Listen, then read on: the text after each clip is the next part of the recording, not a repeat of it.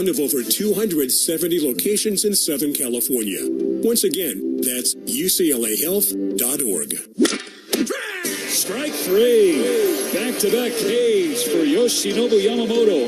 Get the Dodgers' first ever Yoshinobu Yamamoto bobblehead presented by Security Benefit. Head to Dodger Stadium on Thursday, June 13th at 7:10 p.m. when your Los Angeles Dodgers take on the Texas Rangers. Be one of the first 40,000 fans in attendance to secure your exclusive Yamamoto bobblehead. Don't miss out. For tickets, visit Dodgers.com/promotions.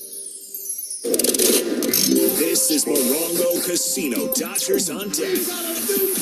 On your home for LA Dodgers baseball. Dodgers and Pirates wrap up this three-game series from PNC Park. Walker Buehler, Bailey Falter, the pitching matchup. Dodgers baseball is presented by Children's Hospital Los Angeles.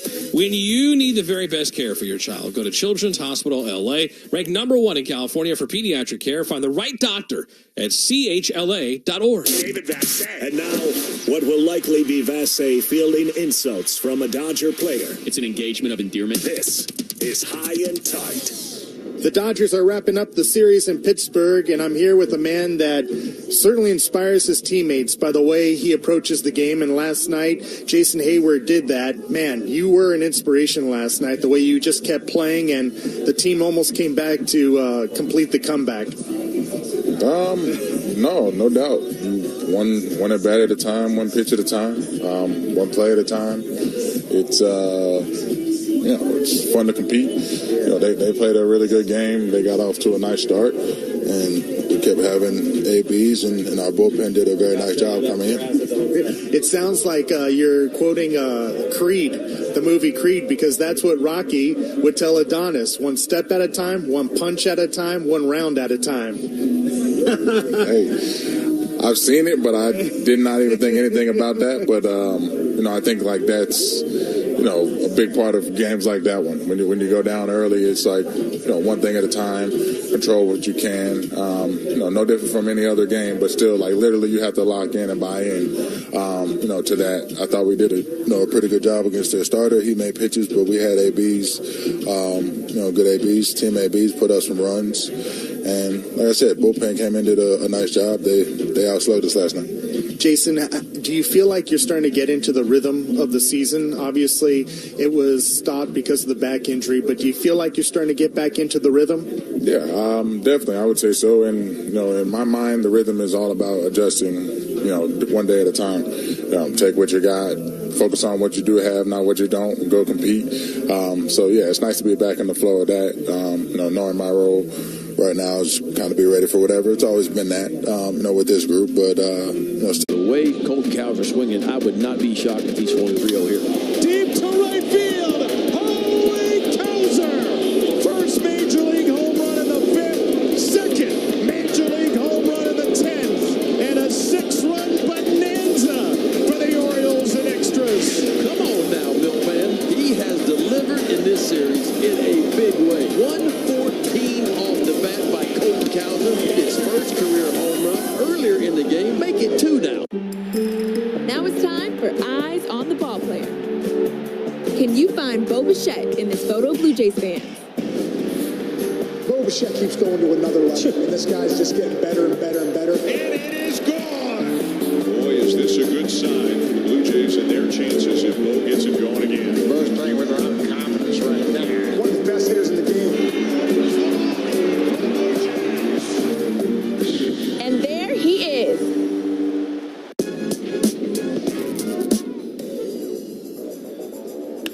Smash to right center. First big league hit. And here he goes. Lightning speed. De La Cruz up to second. A stand-up double. That was 112 off the bat. Ladies and gentlemen, welcome to the show. This kid is electric. First career double. First career base hit.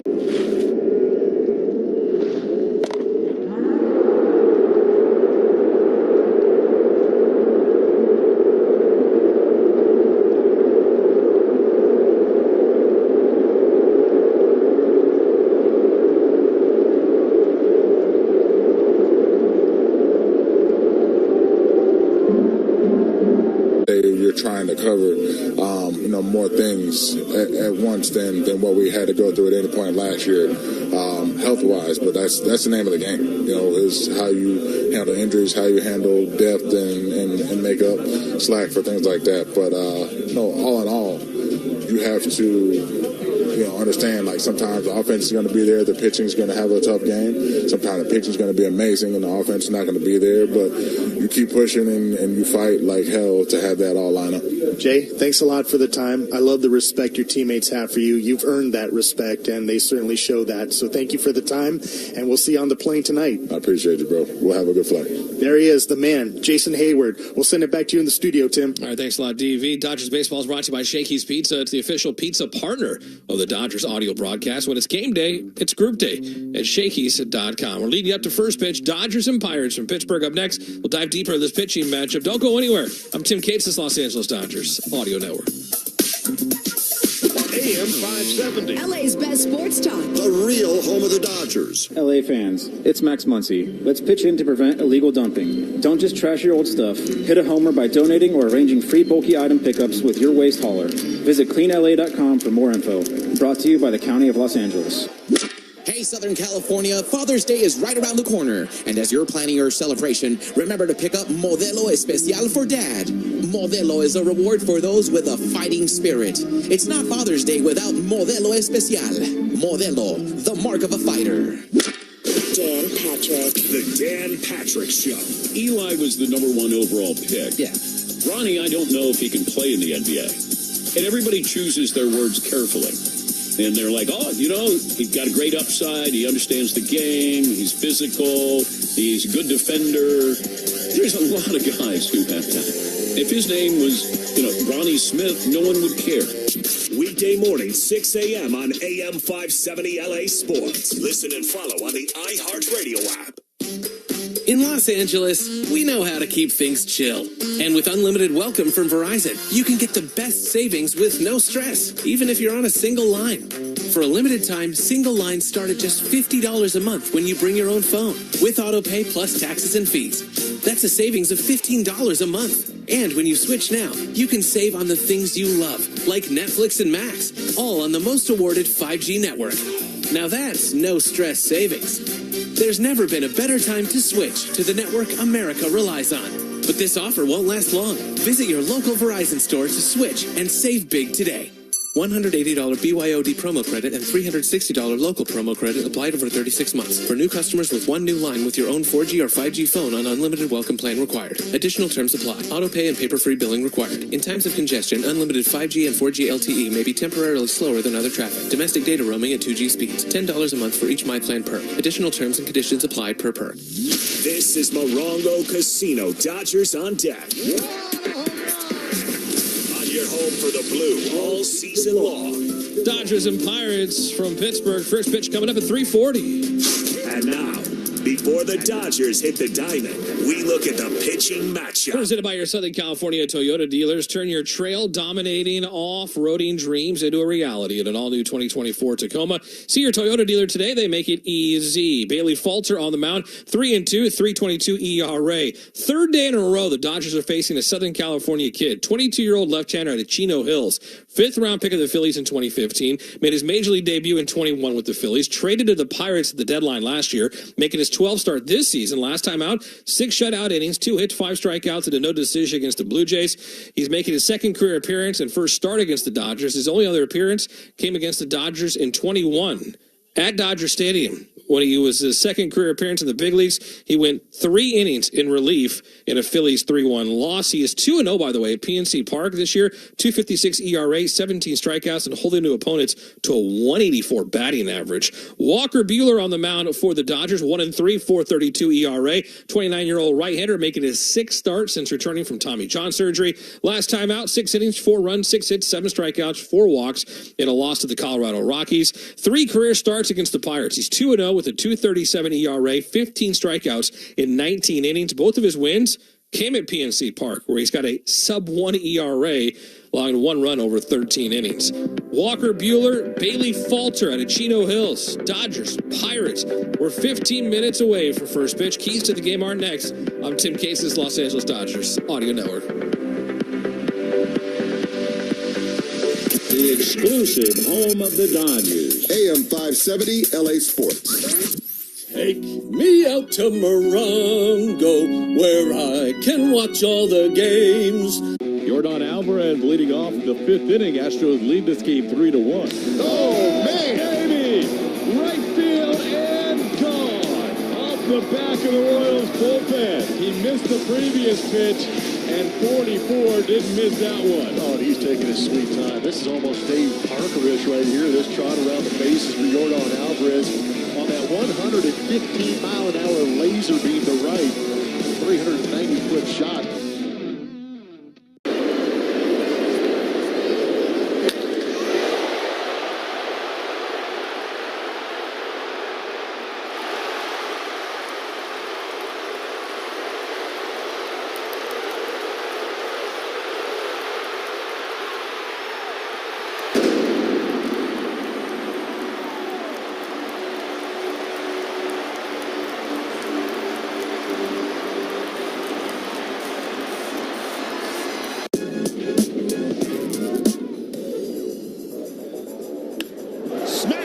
Center.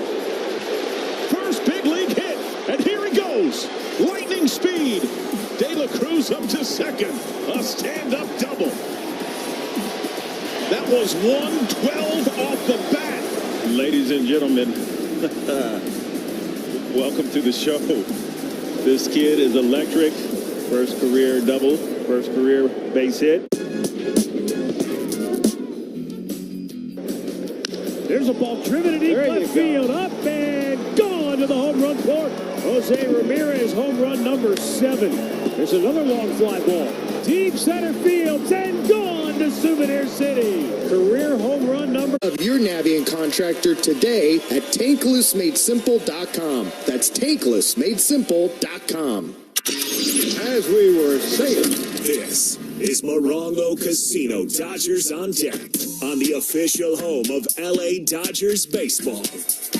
Dodgers and Pirates, Walker Buehler, Bailey Falter, the pitching matchup. Dodgers fans, enhance your listening experience by downloading the iHeartRadio app and listening in HD, powered by LA Care Health Plan, serving all Angelinos. LACare.org. Before first pitch, we head back out to the booth. Rick Monday, Tip Never, guys. All right, Tim, thank you very much. We count you down to the first pitch of the third and final game here in Pittsburgh this year. The Dodgers 0-2 in this series. They were shut out 1-0 in game 1, losing 10-6 last night. But tonight, different night. And Walker Buehler coming off back-to-back starts in which he has not won, through a season-high 92 pitches against Colorado last Friday. Came away with a loss.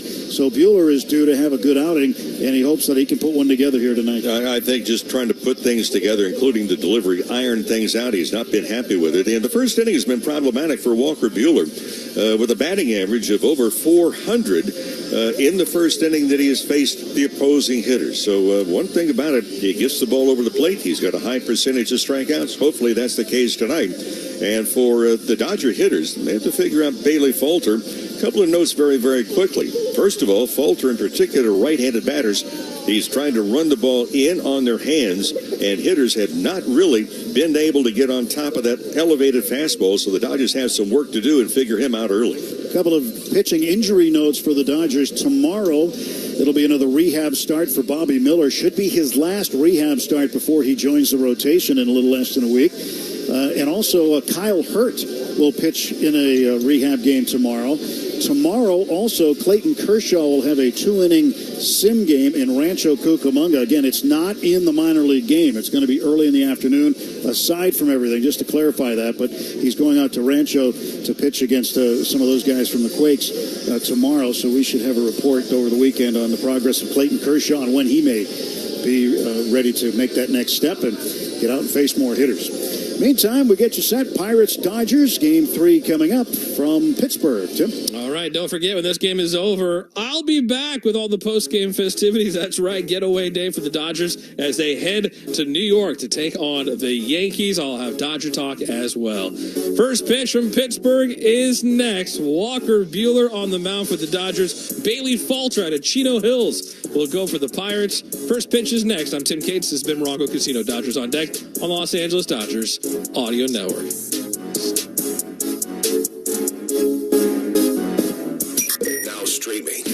Dodgers baseball. Now the 3-2. Curveball swung on and missed strike three. Line drive 1-0. What a stab by Freddie Freeman at first. Deep to right center. Back it goes. It is off the top of the wall. Here comes Taylor around third, and the Dodgers win it. Line drive right field. The Dodgers walk it off. The Dodgers win it. The birthright of a legend. Bad down, kiss the ring, show reverence. This has been Morongo Casino Dodgers on Deck. Morongo Casino Resort and Spa, the MVP for fun, food, and good times. Budweiser. This Bud's for you. First Five California. Helping kids reach their full potential. Security Benefit. To and through retirement. And LA Care. For all of LA. I can't lose, I'm a believer, I'ma change the world.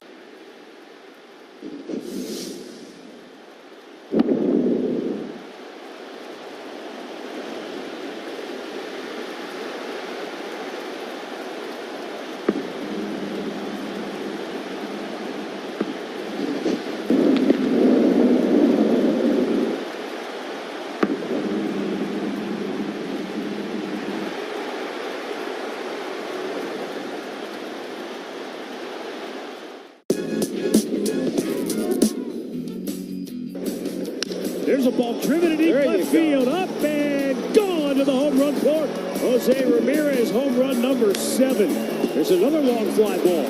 Deep center field, and gone to Souvenir City. Career home run number 200 for Jose. Right field, Ref Snyder back. He's going to wave goodbye. It's the first 3-homer game in the career of Jose Ramirez.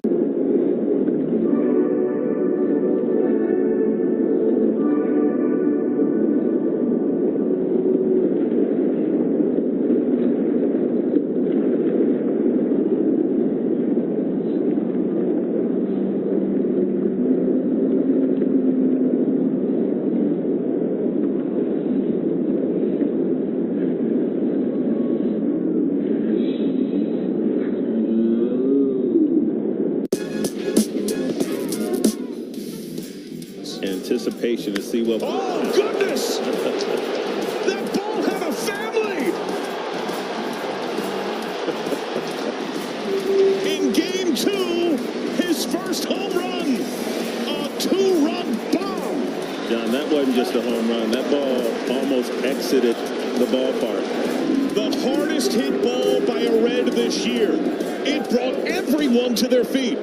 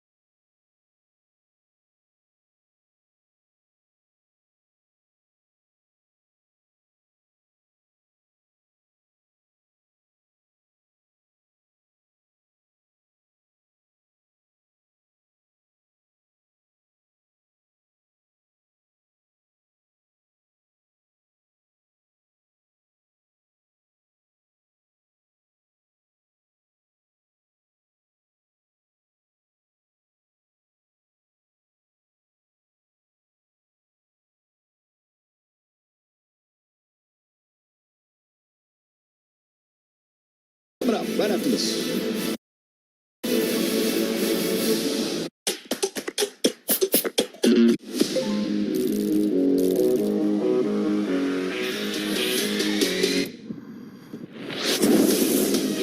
Libera tu espíritu ganador. Apuestas deportivas y cientos de juegos de casino. Disfruta de pagos en minutos, una plataforma segura y atención personalizada en todo momento. Pronostica, diviértete y lleva tu pasión al siguiente nivel. Betcris.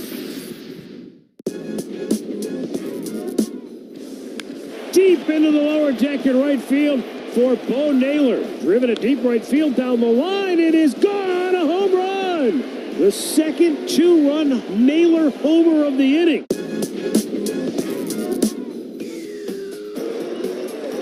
Left field. McCormick back. It's over his head. The Guardians walk it off.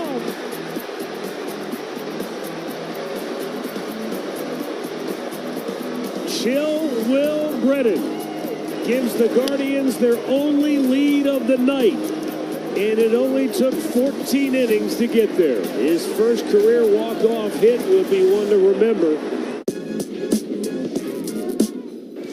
De La Cruz rolls one. That is led by the Bachman family, is the largest family owned. Left field. McCormick back. It's over his head. The Guardians walk it off.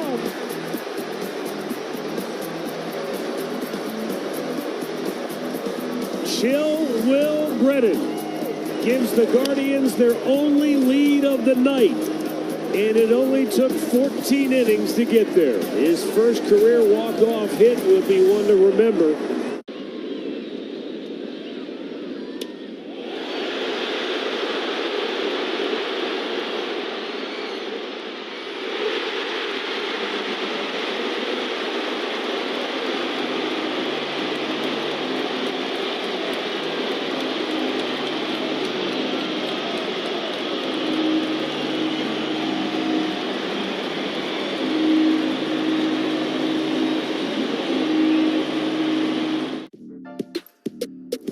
Listen, I've been following you for a while, man. Bottom line is you get your A swing off and generate a lot of pop. I just want to go I'm getting barrel. this A to B. Oh, man. Straight to the ball, barrel. Hitting the ball is the hardest thing to do. I'm a person from 0-0. I'm looking for spin. I'm not going to lie.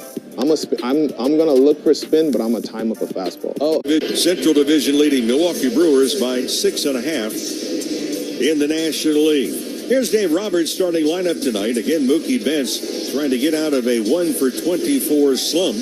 He'll lead it off at shortstop. Shohei Ohtani, the designated hitter. Freddie Freeman is at first base. Teoscar Hernandez starting in right field. Andy Pajes is in center. Miguel Rojas with the starting nod at second base. Kike Hernandez is at third. In left field, Miguel Vargas. And Austin Barnes behind the plate. And for Barnes doing the catching tonight. And Walker Buehler, his sixth start. 29-year-old right-hander, the two-time All-Star in the National League. Trying to get things back on track. He's 1-3 with an ERA of just over 4.25. And the first inning has been problematic for Walker Buehler thus far. In fact, a .417 batting average over the first 5 starts that he's had, at least in the opening frame. Left-hander Bailey Falter on the mound for the Buccos. His 12th start, a record of 3-2. And for the lefty, he's only allowed a .197 batting average against him in search of his 4th victory of the season. The umpiring assignments for tonight's contest: Dan Merzel will work the plate. He'll call the balls and strikes. Bruce Druckman, the crew chief, is at first.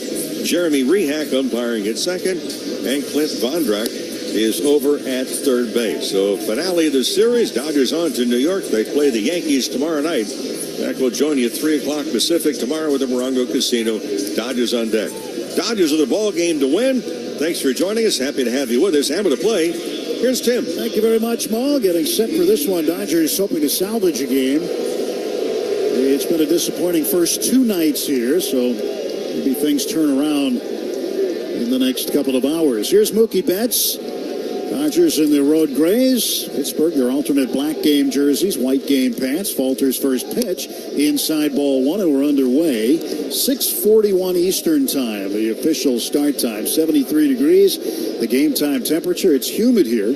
Time and temp brought to you by Bank of America, the official bank of the Los Angeles Dodgers. Next offer to Mookie. That one misses a little low. 2 balls and no strikes. Key for Betts, get on base. He gets on and starts moving around. Dodgers tend to score runs, and then they win. Here's a 2-0 pitch. And Mookie swings. He lines one into left. That's a base hit. That's how it starts. as Mookie Betts looks to work himself out of his slump, and he starts it off with a leadoff single. That's a good way to go. He'd been in that 1-for-24 streak, and the only hit prior to that single right there had been the home run. Ohtani had a home run last night, his 15th. He also had a base hit, went 2 for 5. And in the 8th inning, nearly hit a second home run. It fell just short of the right field wall near the foul line. Left on left, Ohtani leading the club in average at .322. First pitch missing outside and high. And that's ball one. 1 ball and no strikes.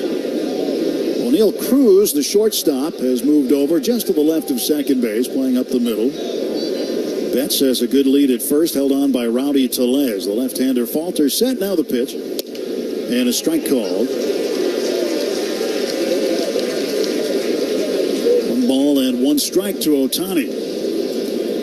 For Falter, 27 years of age. Chino Hills, where he is from, Southern California. And a 1-1.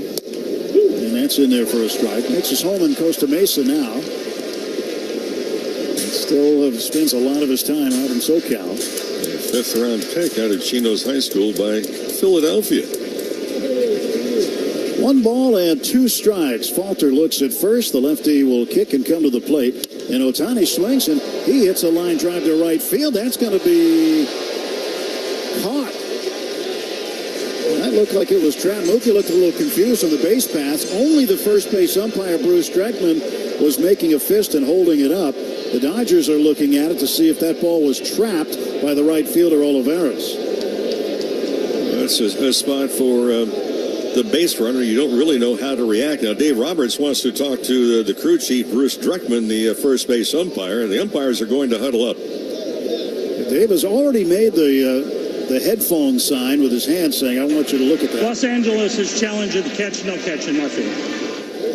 So this early in the game, second batter of the game, the Dodgers must have something that they've seen on video. Otherwise, they probably wouldn't challenge this early. Especially, with 9 innings. Here's the other part of this scenario now. Tim, if this play that's under review is reversed, how do they handle Mookie Betts? Because the throw went from the outfield to second base, although the umpire had signaled the ball had been caught. Therefore, Mookie Betts, the base runner, would not have attempted to advance. That's a trap. Yep. We just saw the replay. That's going to be a hit for Ohtani. To answer your question, I think they have to. Yeah, they have to position the runner. Place him at second base. The runner will be placed at second base and first base.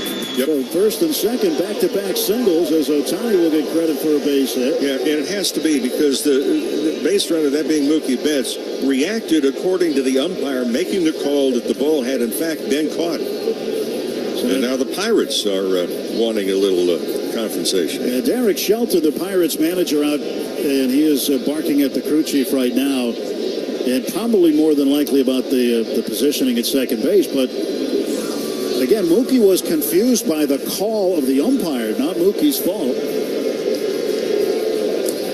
So good start for the Dodgers. First and second, nobody out for Freddie Freeman. A little bit confusing, but clearly that ball hit the grass well before Olivares was able to get it in the glove. Here's Freddie, 294 hitter, 7 home runs. He's driven in 35. Betts off of second base. Ohtani not being held at first, has a big lead. Pitch to Freddie. He drills one deep to right field. It is back. It is gone. A 3-run shot for Freddie Freeman. And the Dodgers jump all over Bailey Falter here in the top of the first. Home run number 8 for Freeman. And the Dodgers on the board first. 3-0. Well, that put an end to an area, and hopefully it's going to be in a very positive direction now. The Dodgers have really struggled in this series, runners in scoring position. 3 for 21, but they're 1 for 1 tonight with that trip around the diamond. Stop by any Daniels Jewelers location to say home run for your free team bracelet and a $50 gift card towards any purchase of $99 or more. Daniels Jewelers, own the dream. Here is Teoscar Hernandez batting cleanup tonight, the right fielder. Freddie's home run traveled 397 feet. It went up over the 21-foot high Clemente wall. And the right fielder, Edward Olivares, never moved. He knew that ball was gone off the bat.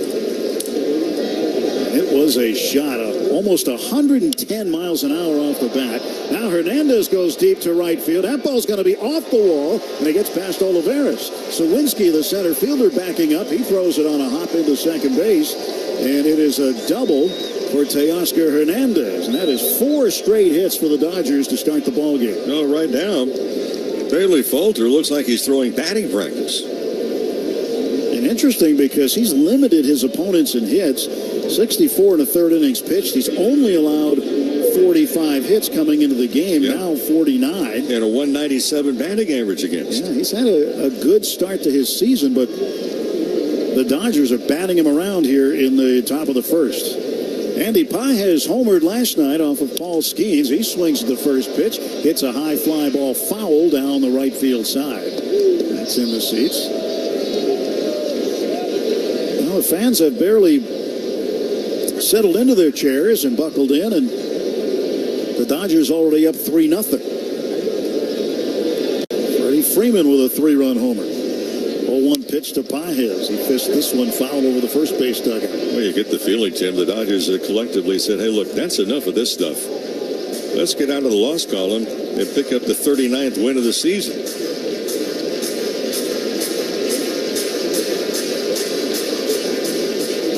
No balls and 2 strikes to Andy Pages. Starts the night at 263.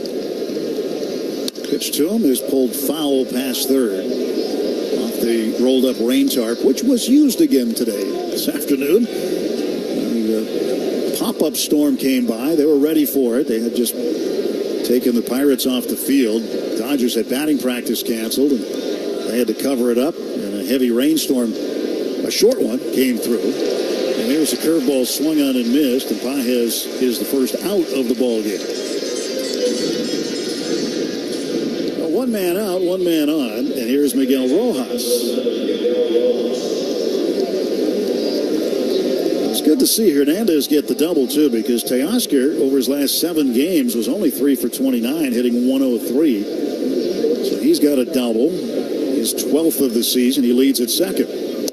Rojas takes up an in ball 1. Yeah, it's been problematic. 3 of the first 4 hitters in Dodger lineup in tonight's ball game had really come in struggling. As we mentioned, Betts was 1 for 24. Ohtani, the last 10 games, hitting 195. And then Hernandez, you just mentioned, 3 for 29. Next offer swung on, fouled back. 1 ball and 1 strike to Miguel Rojas. Dave Roberts had an interesting conversation with the media last night after the game. And his quote was, at certain times you have to pick your spots to sell out the fastball. He says you have to make the pitchers request the fact that you can indeed turn on a fastball. 1-1 is a curveball in the dirt, 2-1. Boy, there were some fastballs thrown last night. Paul Skenes, 101 miles an hour. That was nothing. Aroldis Chapman came in the 7th inning, registered 104, at least according to what was put on the scoreboard. It's the hardest registered pitch in Major League Baseball this season. 2-1, and Rojas chops it straight down. 2-2. Yeah, there was some gas being thrown here at the ballpark last night. You know, Aroldis Chapman's kind of had a renaissance since he's been here with Pittsburgh, because he wasn't throwing 103, 104 last year. He was, around 100, 101. He has really gassed it up some, and Rojas pulls it over by the 1 out, 1 on, 3 in, top of the first inning. 2 balls and 2 strikes to Miguel Rojas. Stretched by Falter, the pitch. And another foul ball right at the plate. Third baseman, first baseman, right fielder, along with the catcher, in shadows. Everybody else in bright sunshine. But for the second baseman, Gonzalez has to back all the way up to the outfield grass in order to be in the sunshine. The shadows will gobble up the entirety of the infield within the next 3 or 4 minutes. Falter's 2-2 pitch. That's low. Full count to Miguel Rojas. Kike Hernandez on deck. Just a slight breeze coming in off the Allegheny River. Very pleasant night at the ballpark here in Pittsburgh.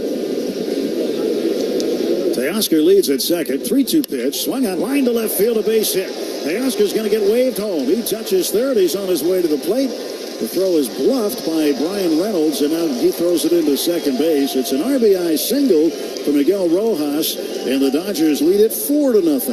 Yeah, for Rojas playing in his 37th game this year. So the Dodgers have had difficulty in this series with runners in scoring position. The last 11 games, in fact, they've hit below 200. Well, that's not the case right out of the box tonight.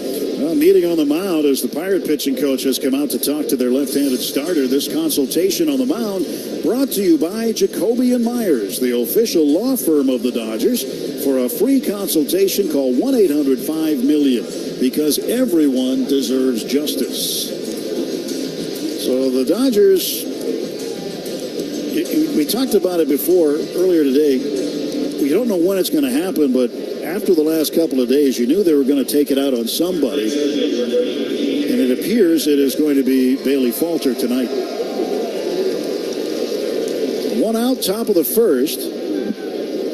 Dodgers with 5 hits and 4 runs in. And Kike at 198 average. Trying to get off the interstate. Takes low. And that is a 1-ball, no strike count to the third baseman, Kike Hernandez. Kike did not play in either of the first 2 games. Getting a shot here tonight against the lefty Falter. Miguel Vargas also in the lineup. He's on deck. Pitch to Kike outside. Hernandez has been struggling the last 13 games where he's seen action. He's just 5 for 37. That's only a 135 batting average. Rojas leads at first base. Got a short lead over there. Now the pitch. And Kike will take a strike, 2-1. Sinker at 92. By the way, I was doing some investigating today about Aroldis Chapman's sinker that registered 104 and 103 last night. I said, there's no way it could be a sinker. Here's a 2-ball, 1-strike pitch. Swung on and grounded wide to third. And the consensus from the people that I had talked to about it around the Pirates said, well, he just sort of holds it somewhat like a 2-seamer and throws it like a 4-seamer. It's just a fastball. It's just a different grip on the fastball, so it registers as a sinker and really isn't one. Here's a 2-2. Swing and a miss, and out on strikes is Kike Hernandez. Second strikeout for Falter. And there are 2 down in the top of the first inning. Well, in the pregame show, I was talking about Falter. A couple of things that I found is that fastballs in on the hands of right-handers, and lefties and righties have had difficulty handling that elevated fastball, and that's what was thrown to Hernandez right there. Vargas 4 for 16 since his recall. There goes Rojas to second base uncontested against the left-handed pitcher. Same cadence. Didn't pay any attention to him, and Rojas just picked his pocket. It's the 3rd stolen base for Rojas. The pitch was missing, too, by the way, for a ball, so it's 1-0. And the next offer to Vargas is in the dirt. 2 balls and no strikes.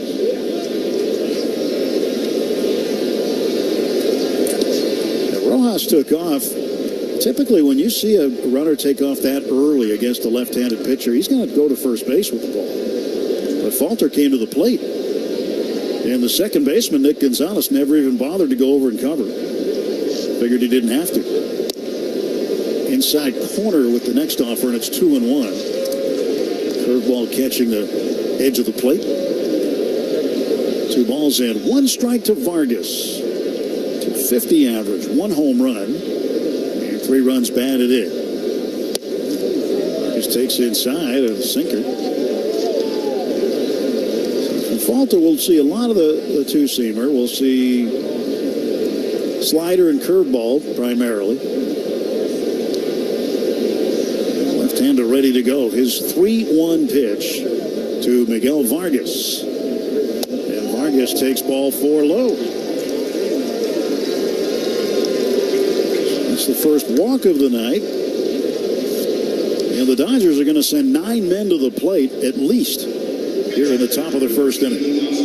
4-0 Dodgers, a 3-run homer by Freddie Freeman already. Betts and Ohtani each with singles. Teoscar Hernandez a double. He's come around to score on the base hit by Rojas. First and second and 2 down. And the pitch to Barnes, a strike call. Fastball inside corner. 1 to Austin Barnes, who's hitting .208. And the 0-1 pitch from Falter is popped foul over the first base dugout, way up in the seats. 0-2 to Austin.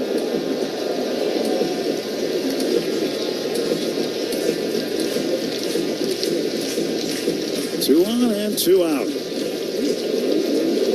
The Dodgers have given Walker Buehler a nice little cushion to start the ball game. Pitch swung on, foul straight back.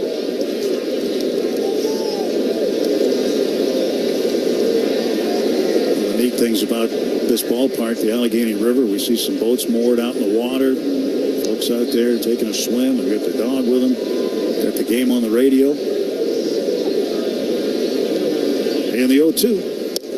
Inside for a ball. 1 ball, 2 strikes. Well, this inning for Shormo is going to guarantee that Falter will have a short night. He's thrown 36 pitches already, and he's yet to record 3 outs in the game. Rojas off of second base, Vargas off of first. Pitch to Barnes, and he strikes out looking. So 9 men come to the plate, 4 of them score. Dodgers with 5 hits and a 3-run shot over the Clemente wall for Freddie Freeman. Half inning in the books here in Pittsburgh. It's the Dodgers 4, Pirates coming to bat. Hey Dodger fans, Yamava Resort and Casino at San Manuel is your There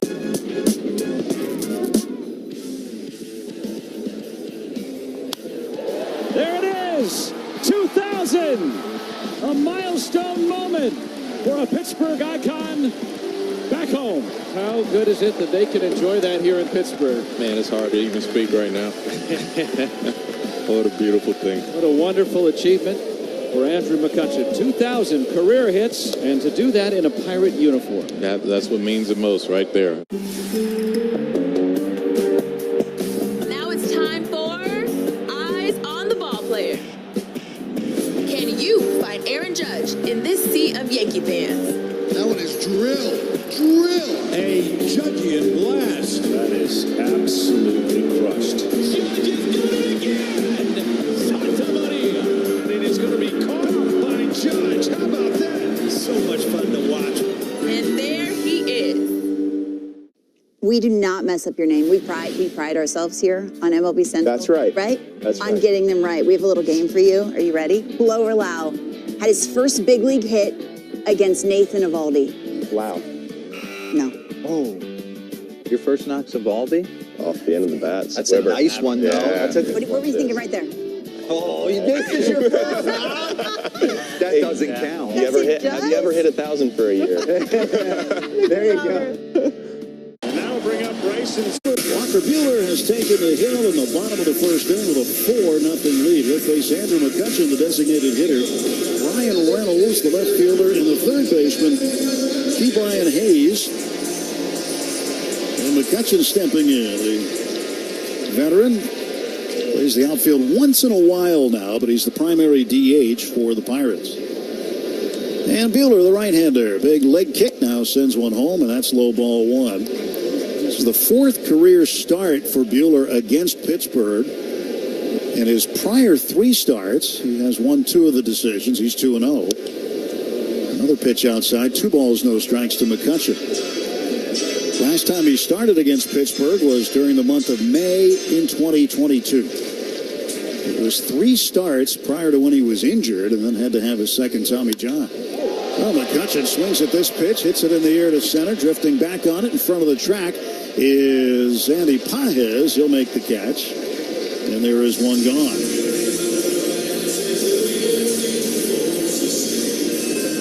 Ryan Reynolds, the batter, tonight playing in his 700th Major League game.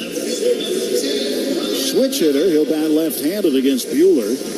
256 batter. He and McCutchen tied for the club lead in home runs with 8 apiece.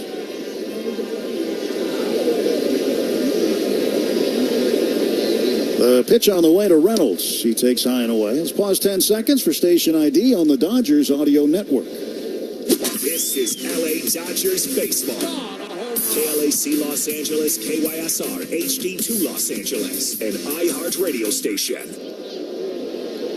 Reynolds swings at the Buehler offering and pops it up shallow right. Coming in, Teoscar Hernandez. He'll make the catch, and there are two gone. 2 up, 2 down for the Pirates in the bottom of the first inning. Dodgers with a 4-0 lead. Oh, a big boost for Buehler. First of all, taking him out with that lead you're talking about. The other part, too, is Mitch on the pregame show. The first inning has been problematic for the Dodger right-hander with a .417 batting average in the opening frame of the game. Key Brian Hayes will take a fastball at 96 outside.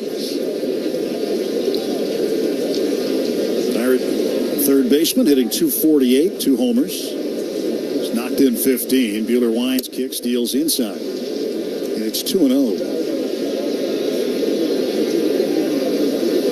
Field back, outfield swung around toward right center. They're giving Hayes the left field line. And Paez taking away the right center field gap. There's a ground ball slowly hit left side. Kike cuts in front of Mookie, and he drops the ball. He just had a problem on the exchange. It was so slowly hit, it was going to be troublesome anyway, and that'll be ruled an infield single for Hayes.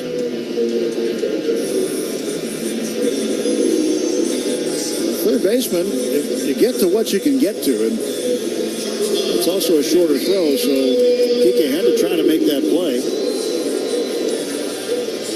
Just lost the handle on the exchange. In the meantime, the Pirates have their first base runner, and here is the shortstop, left-handed hitting O'Neal Cruz. Swings the first pitch, fouls it back. Cruz did not play in the game last night. He did 2 nights ago. Ended up going 0 for 4. Now the 0-1 pitch. Swung on and rolled foul past first. It's 0-2. He's had some difficulty making consistent contact the last 9 games. Well, he has 5 extra base hits. He's also punched out 16 times. Buehler out of the stretch, first base side of the rubber. He is set at the belt. And the Dodger right-hander comes home. Swing and a miss, strike 3. Curveball right over the top was Cruz. That's the first strikeout of the night for Buehler. No runs, a hit, a man left. No Dodger errors. We go to the second inning. It's the Dodgers 4, Pirates nothing.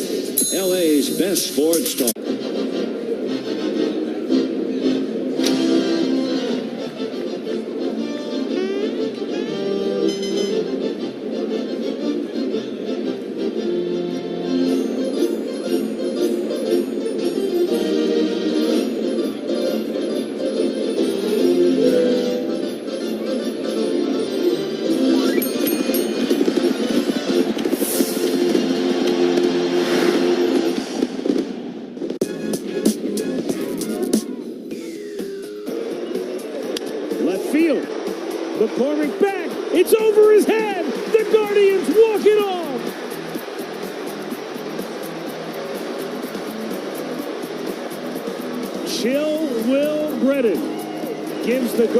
Their only lead of the night, and it only took 14 innings to get there. His first career walk-off hit will be one to remember.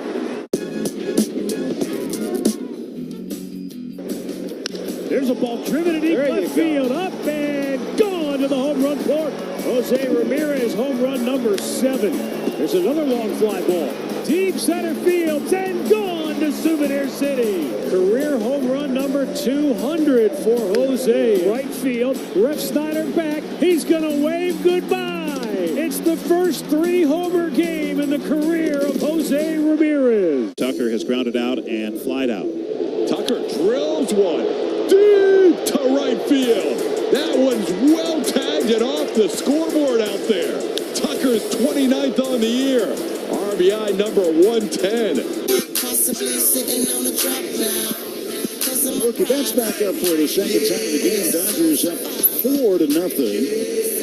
The entire order came to the plate in the top of the first. And now Mookie facing Bailey Falter for the second time. He takes a strike. That's 1 for 1 tonight. His 77th hit. He's right up there with shohei Ohtani in terms of the leaders in that category. It's 0-2 as Mookie took a curveball up in the zone. 0-2 to Mookie Betts. as Falter gets set on the hill. The left-hander kicks and delivers, and Mookie hits a high fly ball right center field. Sawinski in the sun now going over to the shade line. He'll make the catch just before he stepped into the shade for out number one, and Mookie is now 1 for 2. Shohei Ohtani. And Shohei was challenged in his first at-bat last night. Paul Skenes struck him out. But in his second at-bat, Shohei got the better of him, clubbing a 2-run home run to dead center field. Slider for a strike, and it's 0-1 to Ohtani. He also had a hit off him in the 5th. Shohei went 2 for 3 off of Skenes last night. Shohei reaching for a slider outside, missing it, and it's 0-2.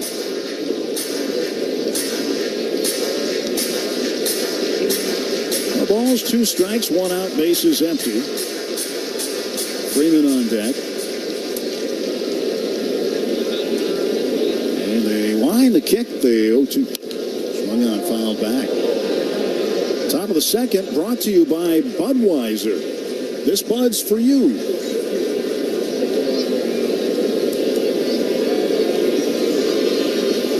Oh, and 2 to Ohtani. Here's the pitch.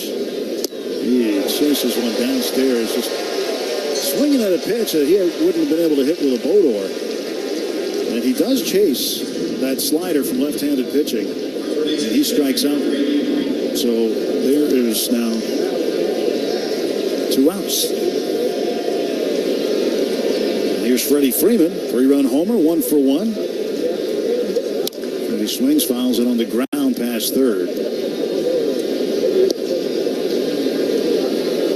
We see Ohtani, he is a free swinger. He really is. But when he makes contact, and he does a lot, it's amazing. Swing and a miss to Freeman, and it's 0-2. But when you watch Ohtani day in and day out, as we get to do, it's amazing because his numbers are elite at the end of the day. Strike 3 with a slider that barely grazed the outside corner. Freeman goes down on strikes, and the Dodgers go down in order. That's the 5th strikeout already for Bailey Falter. Inning and a half. So Atlanta inches a bit closer, 9-2. Now here's Matt Olson. Olson, center field. Back to back. That was an absolute tank. And he's in front of Ohtani now with 45 of them. 448 into Chattahoochee Falls. Boys like going back-to-back sometimes. 7th time this year those two have done this. Look at this one. Cleared all the trees up there. Maybe went beyond Chattahoochee Falls. I was going to say, I think he showed Riley up a little bit there on that one. Now it's time for Who Could It Be? We're going to show you the childhood photo of a big league star. Can you guess who it is?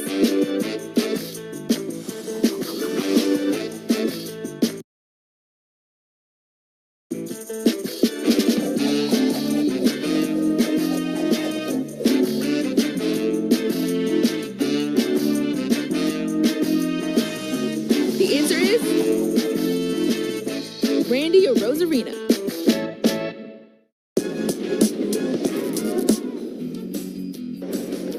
There's a ball driven to deep left field, up and gone to the home run court. Jose Ramirez, home run number 7. There's another long fly ball. Deep center field, and gone to Souvenir City. Career home run number 200 for Jose. Right field, Ref Snyder back. He's going to wave goodbye. It's the first 3-homer game in the career of Jose Ramirez. Deep into the lower deck in right field for Bo Naylor. Driven to deep right field down the line. It is gone, a home run. The second 2-run Naylor homer of the inning. Hits in the clutch. Mookie is the man. This is LA Dodgers baseball. 4-0 Dodgers, bottom of the second inning. Heyward to Olivares, the right fielder, leading off against Buehler, and he takes a ball low and in. Olivares, 240. Swings at this pitch. It's down the right field line, drifting into foul ground. Freddie after it, and he can't make the play. Boy, Freeman went a long way for it. The ball attendant had to pick up the bucket that he sits on and then run down the warning track just to get away from Freeman. And Freeman saw that, looked down, and then looked up to find the ball again. And by the time he found it, he wasn't able to get to it and make the catch.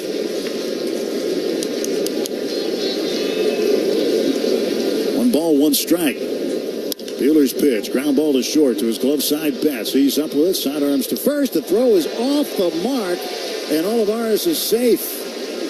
It was down the line a little bit. Freddie had to come off the bag to catch it, and he could not sweep tag him as Olivares ran past him. Well, that's just not the throwing arm that Mookie Betts has available. As soon as coming over the top, the ball tails on him. So those are just little mistakes that you make that give the other team extra outs in a ball game. So an error on Betts. 1 on and nobody out. The batter is Nick Gonzalez. It's low ball 1. Now Buehler hoping for a double play ball somewhere. Clean up that error.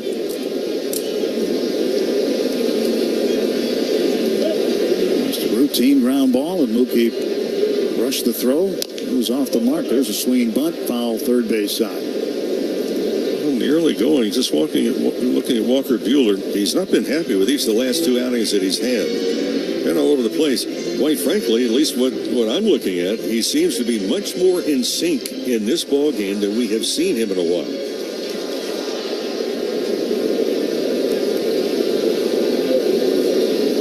Buehler set at the belt. Right-hander throws home. There's a ground ball foul past third. Backhanded by Kike Hernandez, and he'll just rifle it down to the ball attendant on the third base side. So it's here, catch that. You turn all your trail dominating off-roading dreams into reality in an all-new 2024 Tacoma. See your Toyota dealer today. They make it easy. Ball and 2 strikes to Gonzalez. He swings it and lifts the ball in the air to straightaway center field. Right there to play it is Andy Paez, and that is out number 1. 1 out for Rowdy Tellez. Tellez started game 1 Tuesday, did not play in last night's game.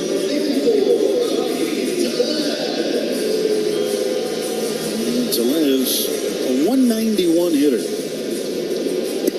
He's hearing it from the home crowd. Pitch to Tellez, swings, fouls it back. And it's unusual in Pittsburgh. The people are generally very polite and nice, and they don't normally have anything negative to say about the home team, generally. He was booed a lot here on Tuesday night. And the 0-1 pitch. And that is low. 1 ball and 1 strike. Tellez had been with Toronto, also Milwaukee. Now here in Pittsburgh. 1-1 pitch. Left-handed batter takes in.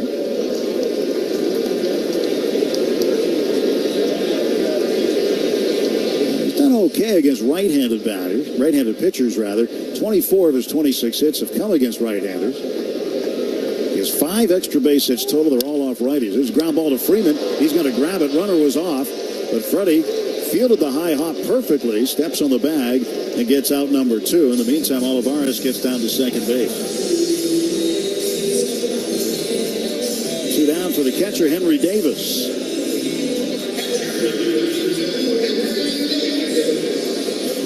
Davis just back up from the minors on Tuesday. He started that game. He was sent back. And some issues as far as making contact. First pitch to Davis is a slider just off the plate outside. 1 ball, no strikes. Well, this is the 25th game since Davis has been called up. 71 at bats, but he struck out 30 times. Buehler checks the runner at second. He turns, throws there. Rojas not even on the bag. He's way behind it. And Buehler threw it to him anyway. So that same thing happened last night with Gavin Lux. He was in the same spot, but the ball handcuffed him, and he was charged with an error. 1-0 pitch. Outside again. 2 balls, no strikes.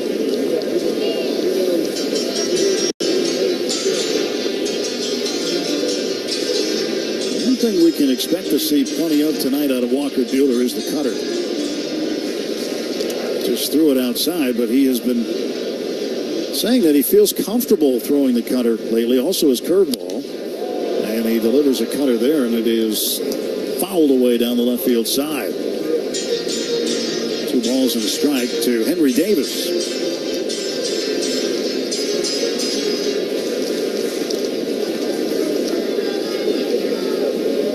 Olivares leading at second base, 2 outs. And pitch in there for a strike at the knees.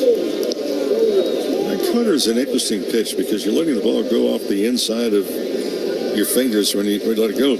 Interesting because you can apply different pressure on different fingers to get different results of the same pitch. 2-2 fouled away. In other words, are you heavy on the middle finger? Are you heavy on the index finger? What's your positioning on the ball? Is it on a seam? Is it off the seam? With the seam? Because depending on how you're holding the ball, you can make it move a little differently. 2 balls and 2 strikes to Davis, the right-handed batter, and he takes up high. It's now 3-2. 97-mile-an-hour fastball. So good to see Buehler getting the fastball back up where his velocity had been, 97 or so. And I wonder if part of that, too, Tim, is the fact that he just looks more in sync, as I was saying a little bit earlier, more fluid in his delivery thus far. Payoff pitch to Davis. Swung on and a ground ball to third. Backhanded by Kike. Slips. Throws to first on one hop. Gets away from Freeman. And advancing from second to third is Olivares. Safe at first is Davis. And 2 plays at first base. Not made in the inning. No runs have been scored, but with 2 outs, the Pirates are still alive here in the second inning. Hernandez he fielded the ball, went to throw it. His right foot, his plant foot, slipped out. He still had time to regroup. But that throw was about 10 feet in front of the first base bag. Error charged on Kike Hernandez. 2 errors in the inning on throwing errors by Mookie Betts and Kike Hernandez. And now the number 9 hitter, center fielder Jack Sawinski. Runners leading at first and third. He'll take inside.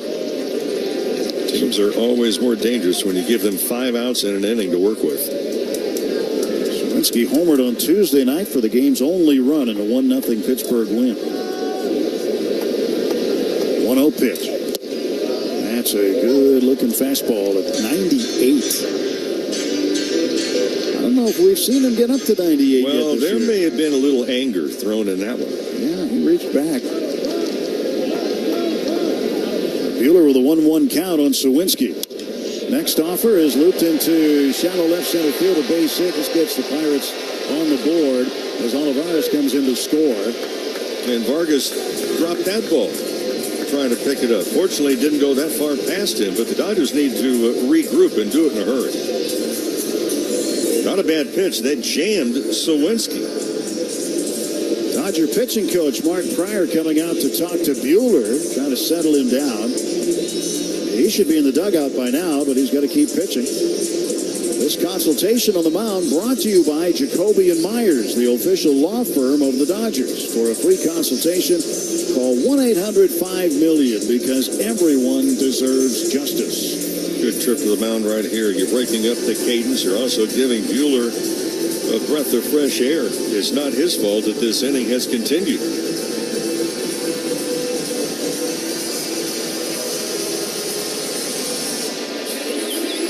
Andrew McCutchen, 0 for 1. He flied to center field. 228 hitter, 8 home runs, 20 runs batted in. He's got 2 on. And he represents the tying run suddenly in a 4-1 ball game. Buehler will throw his 33rd pitch of the game, and it is in there for a called strike. Fastball 97. Like it might have caught the outside corner of the plate.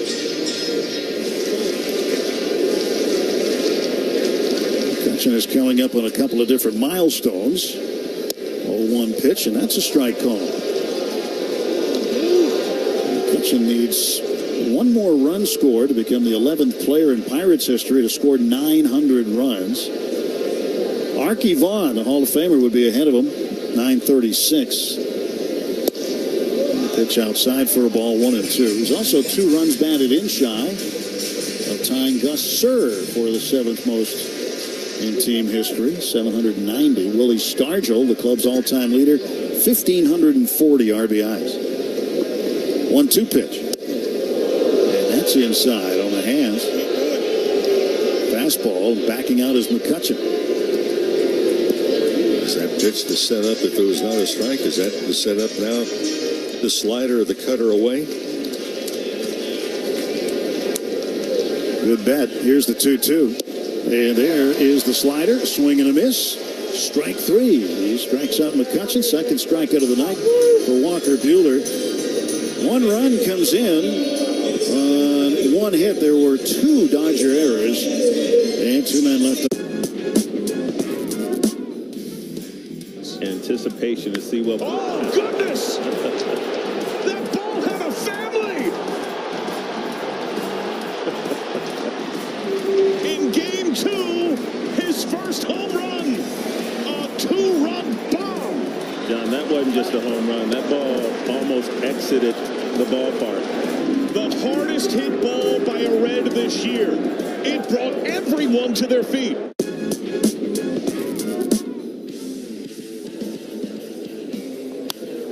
There it is, 2000, a milestone moment for a Pittsburgh icon back home. How good is it that they can enjoy that here in Pittsburgh? Man, it's hard to even speak right now.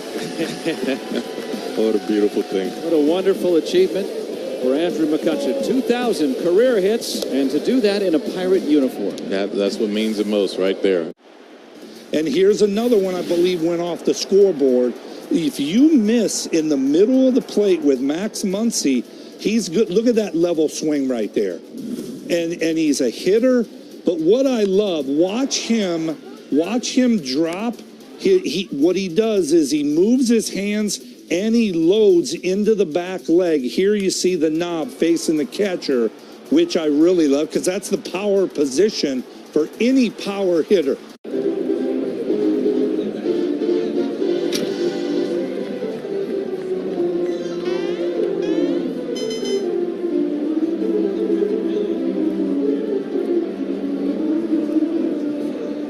This very moment. Back to the Galpin Motors broadcast booth on your official home of Los Angeles Dodgers baseball.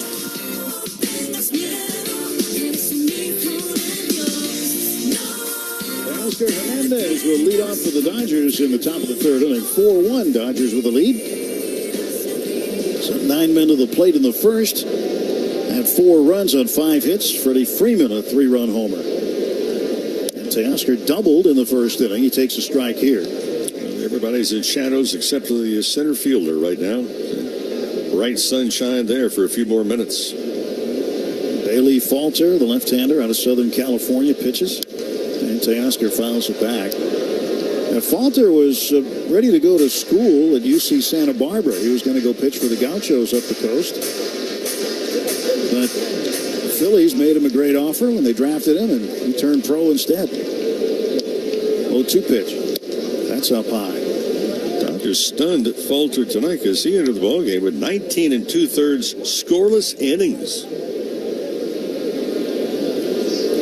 Here comes the 1-2 pitch. Swung on, fouled back. Teoscar's average at an even .250 right now.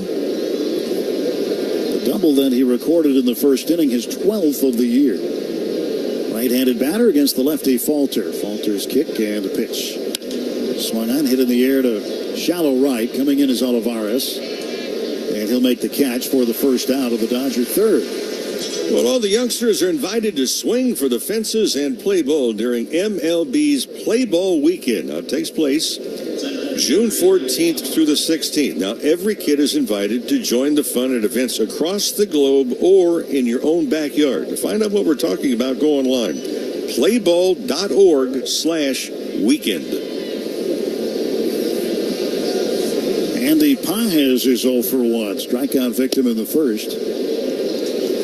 Take inside. Andy took a slider from Paul Skenes last night, put it in the left field seats. That was his 6th home run of the season. Pitch inside to him. 2 balls and no strikes to Pages.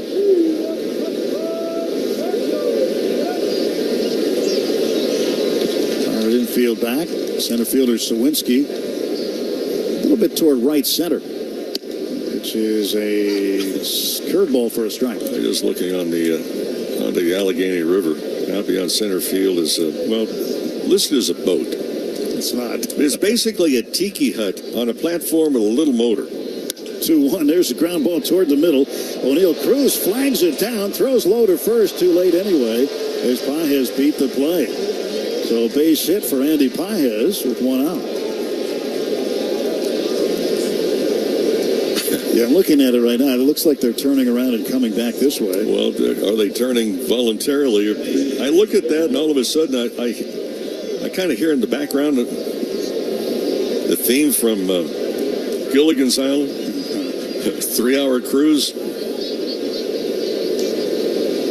You're right. It's just got a platform, but it has an outboard motor on the back. It has a tiki hut top on it, some railings around, like out of bamboo or 2x4s, and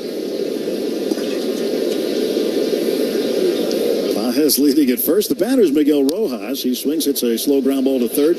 Charged by Hayes. He goes to second, and safe at second base is Pages. The throw by Hayes pulled the second baseman Gonzalez off the bag. That's according to Jeremy Rehack, the second base umpire. Yeah, not a real strong throw to second base. So you can credit also Andy Pages. He was busting it as fast as he could to get to the second base bag. And for the Pirates, they want a review of this play. So the scoring will be an E5 unless they change it.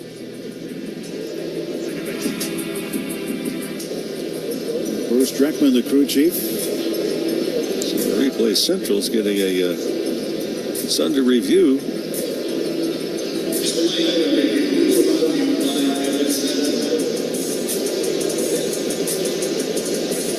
Now, the replay we're looking at right now, you can't really tell anything because there was never the angle that we see that's up on the board can't tell if his foot's on the is bag or not. basically from the second deck behind the first base dugout. I mean, it doesn't look like the second baseman's feet are touching the bag. Yeah. And I don't know if he did with the glove or not. The call on the field is overturned. The runner is out. Pittsburgh will retain their challenge. So he will be out 5-4. And Rojas aboard. He reaches on the force out. Now, the man that makes that decision for the Pirates, his name is Kevin Roach, and he was the video guy for Team USA in the World Baseball Classic. So he's well respected around the business in terms of that. There's a pop-up by Kike Hernandez, short left field, backpedaling the shortstop O'Neill Cruz will make the catch. And that will retire the side. No runs, 1 hit, no errors, and a man left. And after 2.5 innings, it's the Dodgers 4. Anticipation to see what... Oh, goodness! That ball had a family! In Game 2, his first home run. A 2-run bomb. John, that wasn't just a home run. That ball almost exited the ballpark. The hardest hit ball by a Red this year. It brought everyone to their feet.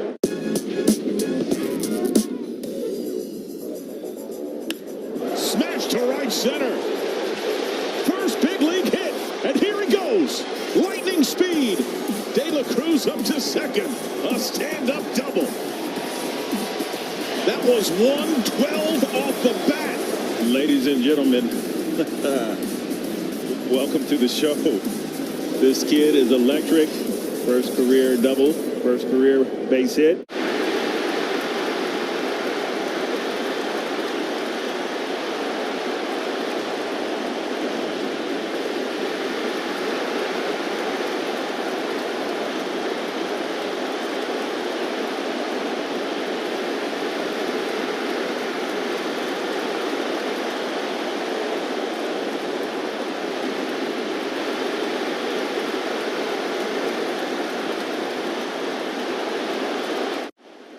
And here's another one I believe went off the scoreboard. If you miss in the middle of the plate with Max Muncy, he's good. Look at that level swing right there. And he's a hitter. But what I love, watch him. Radio app. They're a hitting machine. Just sit right back and you'll hear a tale. 4-1 Dodgers. Bottom of the third inning. Brian Reynolds up from the left side facing Walker Buehler. Buehler deals a pitch to him, and that is in for a strike. Dodger fans don't miss a single second of action from every pitch running out. Uber Eats is now at Dodger Stadium. Skip the line and order from your seat using the Uber Eats app. Pick up when notified and enjoy Dodger baseball. 0-1 pitch. Check swing. No, he went around. On appeal, Clint Vondrack, the third base umpire, rings up the strike, and Reynolds in the hole, 0-2.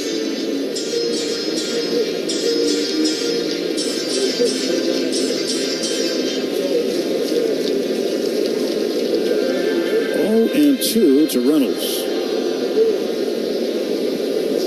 See a little paddle wheel boat over there now? More different watercraft that will go back and forth tonight. Pitch up and away, ball 1. Next, we'll see a bathtub with a canoe paddle. It's probably been done.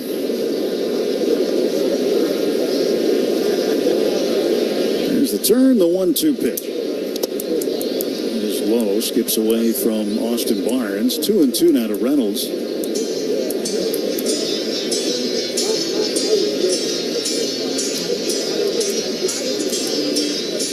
Two balls, 2 strikes. Nobody out.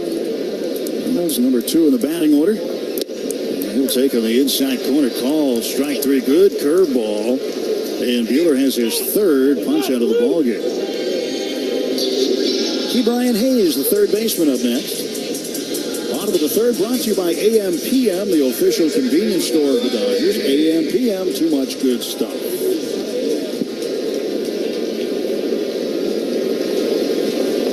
Hayes had an infield single in the first. He swings, fouls it straight down, strike 1. We're downtown here. Hayes will take one at the knees for a strike. Good sinker. It's 0-2.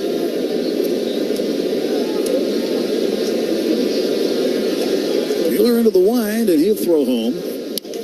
All fouled off to the right and out of play. You've been a boat owner. You've had several of them, haven't you? I think just looking at the condition of the river, this is definitely catch and release. Condition of the river, this is definitely catch and release. Not catch and take home. 0-2 pitch, line to right. That's a base hit for Brian Hayes. He's 2 for 2.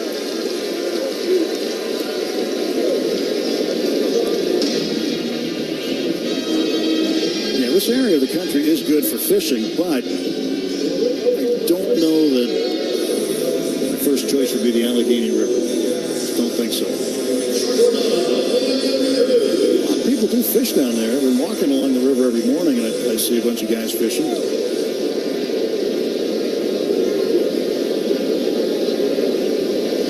Doesn't make me hungry. O'Neill Cruz will take ball 1 low. Ball, no strikes. 1 out, 1 on. 4-1 Dodgers leading. Bottom of the third. Dodgers with a big top of the first against Bailey Falter. He's settled in, allowing just another base runner since the first. 2 balls, no strikes to O'Neill Cruz. Left-handed hitting shortstop. And now he's way behind. 3-0. Pitch outside with the fastball.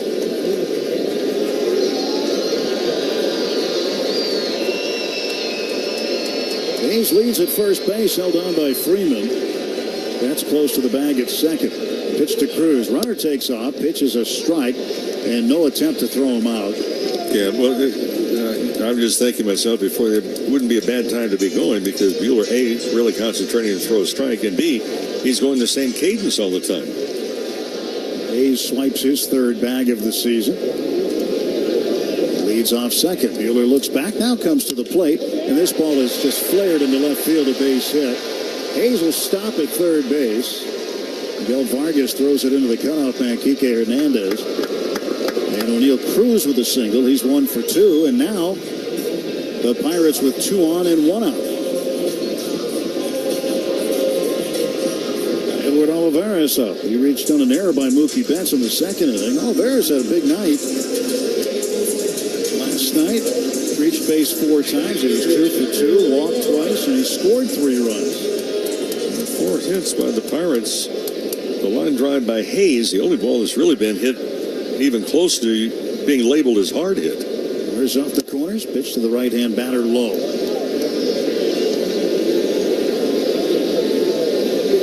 Buehler trying to pitch out of this little jam all of a sudden.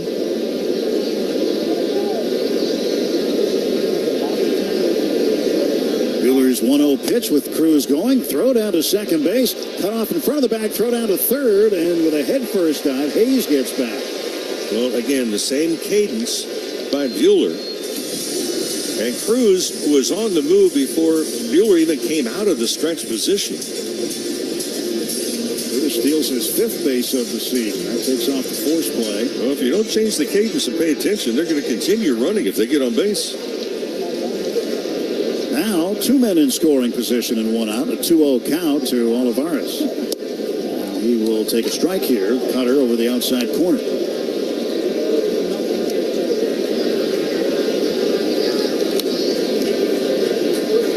2 balls and 1 strike. 4 runs on 6 hits for the Dodgers. 1 run on 4 hits for the Pirates. Pitch. Swing and a miss. Late on a fastball. 2-2. Could use the strikeout here. Anyway, an out can be made without the runners advancing. 2-2 pitch. Swung on, line to right field. Right there waiting for it, Teoscar Hernandez. Hayes is going to tag and score. It makes it a 4-2 game. It'll be a sacrifice fly for Olivares. His 20th run batted in. And the Pirates pick up a run here in the 3rd.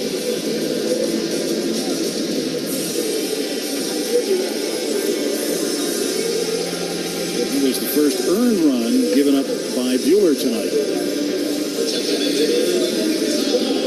Nick Gonzalez, the second baseman, flied to center field. So O'Neill Cruz is at second base, 2 men out. And the pitch from Buehler, way outside for a ball. Rotation is set for the Yankees series beginning tomorrow night in the Bronx. Yamamoto will pitch tomorrow. Stone on Saturday. Glasnow will pitch on regular rest on Sunday. 1-0 pitch. Wave and a miss. And it's 1-1.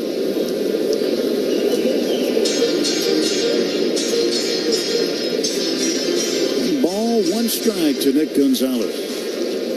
Back of the bag. Few steps off the line at third is Kike Hernandez. Stretch. Look at the runner. Now the pitch home. It's fouled back. Ball and 2 strikes.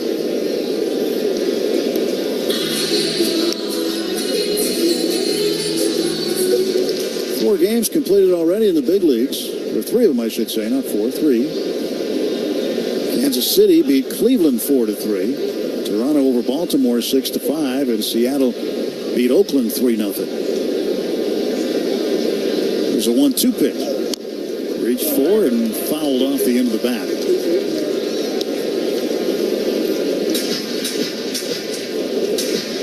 Washington and Atlanta, top of the 5th inning in D.C., no score. No score in Cincinnati between the Cubs and Reds. They're in the 3rd. Bottom of the 2nd, Yankees lead Minnesota 2-1. Colorado and St. Louis scoreless, just underway in St. Louis. Gonzalez fouls it behind him. Still 1-2 to Nick Gonzalez. Red Sox and White Sox in Chicago still to come. Also the Diamondbacks in San Diego tonight. 1-2 the count. Buehler stretches, high leg kick and a pitch. It's fouled into the second deck on the first base side.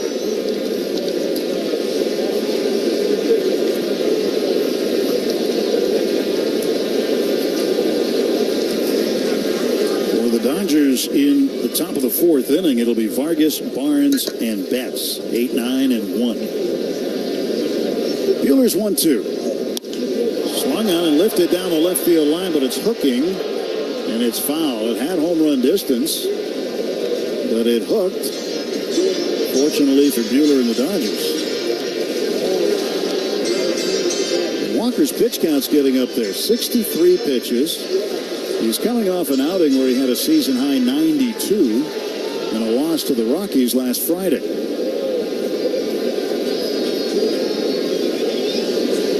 One and two, the count to Nick Gonzalez. He swings and he does hit it to the left field corner. This one's going to stay fair, and it's gone, and he's tied the game. A 2-out, 2-strike, 2-run home run for Nick Gonzalez. It is 4-4.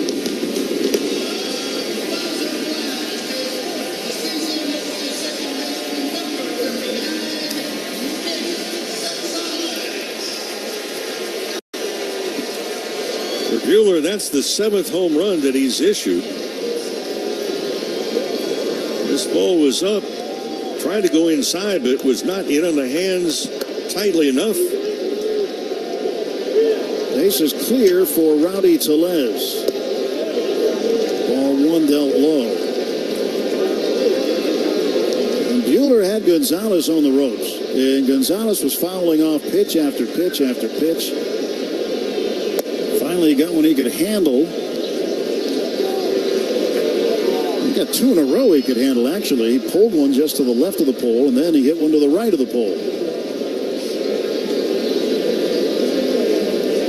2-0 pitch.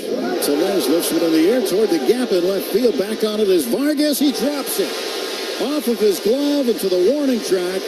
And into second base is Rowdy Tellez. A ball that Vargas should have handled. He did not. The Dodgers defense really letting Walker Buehler down here tonight. Well, for Vargas, I mean, it's still a work in progress, but he altered his direction and going after the baseball to begin with. He took one angle, and then he realized, no, that's the wrong angle. Then he went a little bit deeper. But that's a catchable ball, but it wasn't caught. Well, they're going to give him a friendly hometown ruling of a double. That should be a two-base error. Yes, all day long. And we'll see if it gets changed. But well, the rule book states very clearly, and it says with normal effort. And there is nothing abnormal about the effort to catch the ball. That's not a slam on Vargas. Took the wrong route, should have caught the ball, but that's not a base hit at the major league level. Mark Pryor with a quick visit out to talk to Walker Buehler. In the meantime, the Dodger bullpen moving around, nobody throwing. A 4-4 ball game now, and the go-ahead runs in scoring position for Henry Davis. The catcher takes high ball one.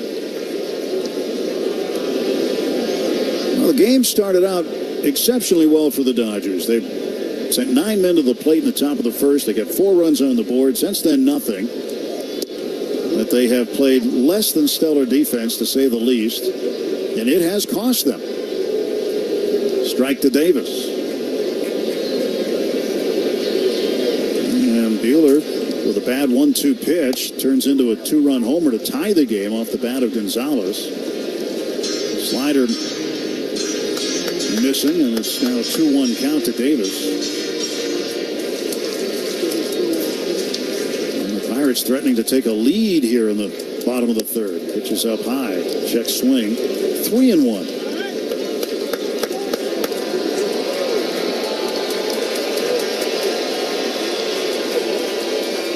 So Buehler ready to go again as Barnes sends the pitch out to him on the PitchCom device, and the ball is just hammered foul.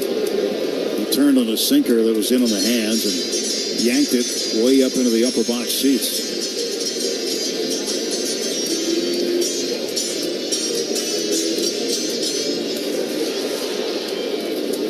3 balls, 2 strikes, 2 outs. Buehler's payoff. Outside ball 4, and he's walked it. And the wheels are wobbling for Walker Buehler here in the third inning. And it's easy to see the frustration, and it's easy to understand why. And now the Dodgers are going to get somebody up.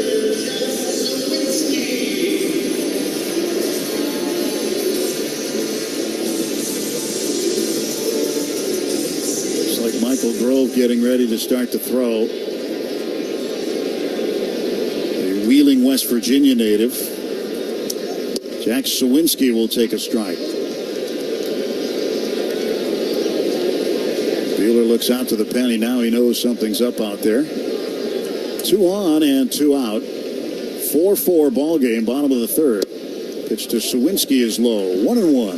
That's 75 pitches now for Buehler. It's far too many for this point in the game for anybody. Well, he's been out there extra time in the second because of play, and he's out there an extra time here in the third because of play. Sawinski hits a ground ball to the left side. Betts grabs it, has no play. He has no play at all. He went to second base. Rojas wasn't there yet. And he couldn't go to first because Sawinski was already down the line. And that's an infield hit for Sawinski, and the Pirates have loaded the bases. And couldn't go to third because Hickey Hernandez is going in the direction of the ball that was hit. There's no one at third, no one at second. And not enough time to go to first. Rowdy Tellez, the go-ahead runner, he is at third base. Henry Davis is at second. Jack Sawinski's at first. And the leadoff man, Andrew McCutchen, is up. Ball one outside to McCutchen. McCutchen's at 250 this year with runners in scoring position. And Buehler's given up almost a 300 average with runners in scoring position. 299. 1-0 pitch from Buehler. Swung on, ground ball to third. Kike's got it. Foot race to the bag. He wins it and gets the force out. And prevents another run from coming in, but 3 of them do. Gonzalez with a 2-run homer to tie it. And there'll be 3 men left.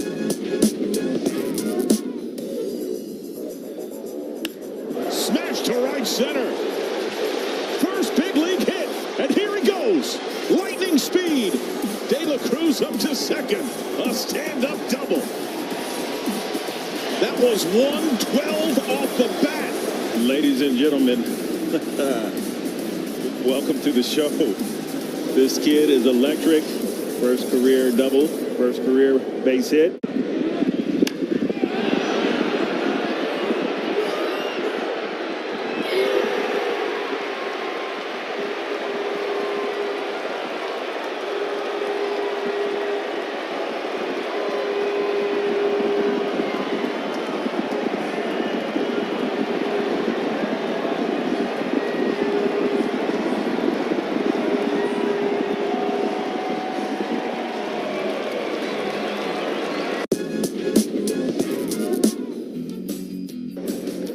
There's a ball driven to deep left field, up and gone to the home run court. Jose Ramirez, home run number 7. There's another long fly ball. Deep center field, and gone to Souvenir City. Career home run number 200 for Jose. Right field, Ref Snyder back. He's going to wave goodbye. It's the first 3-homer game in the career of Jose Ramirez.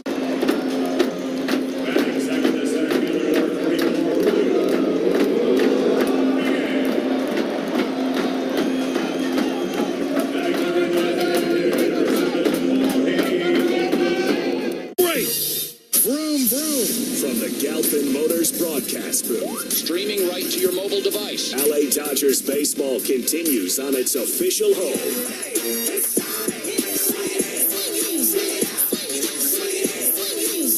Miguel Vargas leads off the Dodgers fourth. 4-4 the score. First pitch from Bailey Falters in for a strike. Well, Falters right back in this ball game after a horrible beginning for him. And Vargas hits one toward the left field corner. That one's going to bounce off the track and roll to the wall. Around first and speeding for second is Miguel Vargas with a leadoff double. Dodgers with the go-ahead run in scoring position and nobody out. Yeah, Dodgers need to kick-start it. I mean, they came in gangbusters in the first inning, but offensively and defensively, along with the pitching, since that time has been, well, it's been here, but that's about it. Enhance your listening experience. Download the iHeartRadio app and listen in HD, powered by LA Care Health Plan, serving all Angelinos. LACare.org. Now Barnes going to bunt, lays it down. That'll be a well-placed sacrifice bunt. Falter throws to Tellez at first base, and in at third is Vargas. So the sacrifice and 1-3 on the putout, 1 down, and now the go-ahead run is 90 feet away from Mookie Betts.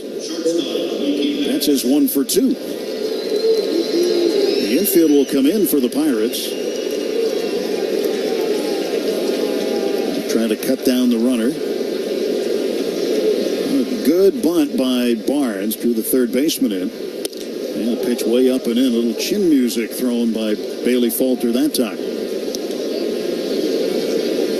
They give a big gap in left center field with Mookie Betts up there.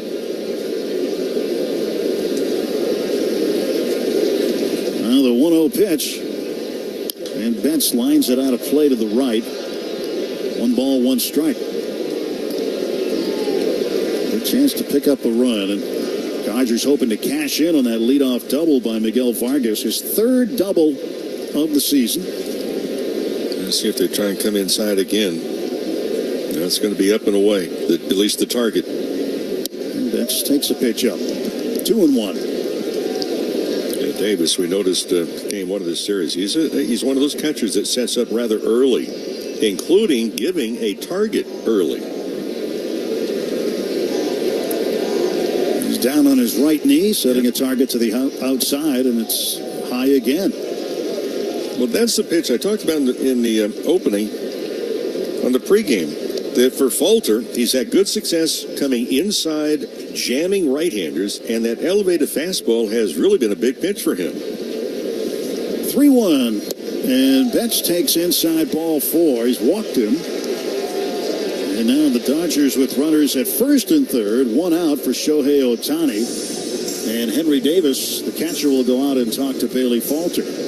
Well, friends, you can celebrate Father's Day at Dodger Stadium Sunday, June 16th. That's right. You can be one of the first 40,000 fans in attendance that game against the Royals and receive a Father's Day beach hat presented by Security Benefit. So come out and join us. It's going to be a terrific day. Dodgers.com/promotions. Ohtani is 1 for 2. Singled and scored in the first. Struck out swinging in the second. Davis talking to his left-handed pitcher, Bailey Falter, about how they'll approach Ohtani here in Dodgers' first and third situation. Falter the stretch and the pitch. And Ohtani swings through a fastball that was up high. When Betts takes the lead off, he's got a big lead. If you draw a straight line at the baseline between first and second base, Mookie Betts is about 4 feet behind that line. He is really, really deep. Not quite as deep this pitch as he was the last one. 0-1 to Ohtani. Swings and fouls it back. And when you look at how Rowdy Tellez is holding the runners there, I believe that is the furthest we've seen a first baseman off the bag. He's got to be 3.5 feet off the bag. Well, he's a left-handed thrower, so that means that right hand's the glove, so he can grab the throw. And immediately, he doesn't have to turn. He can just go down with his hand to make the tag. 0-2 pitch to Shohei Ohtani. And he swings and pokes it foul out of play. Third base side, second deck. Miguel Rojas picked the pocket of Falter in the first inning and stole it standing up. The Dodgers have a read on Falter, and has Falter changed his cadence and delivery from the stretch position now? This will be the 71st pitch of the night for Falter. 0-2, and Ohtani takes it in the dirt. And as Henry Davis threw his mask off, he threw it right at Ohtani. Ohtani backs up and says, "Excuse me?"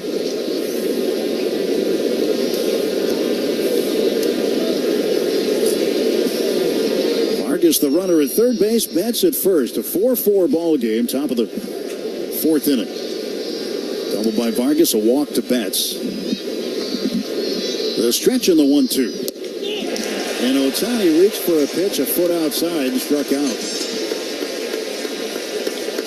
Second time he's gone out on strikes. And there's a slider away. And now 2 outs and Freeman up.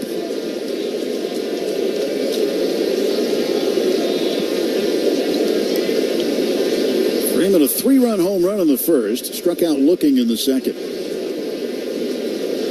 2 down, go-ahead runs at third. Freddie takes strike 1. Fastball at 92.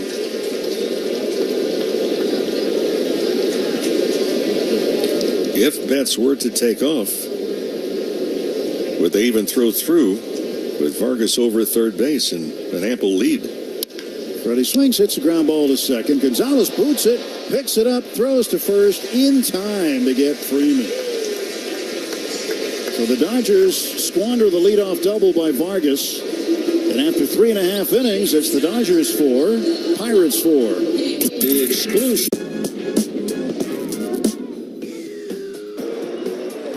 Left field.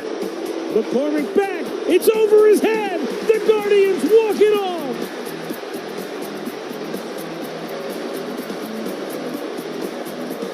Chill Will Brennan gives the Guardians their only lead of the night. And it only took 14 innings to get there. His first career walk-off hit will be one to remember. Anticipation to see what... Oh, goodness! That ball had a family! In game 2, his first home run. A 2-run bomb. John, that wasn't just a home run. That ball almost exited the ballpark.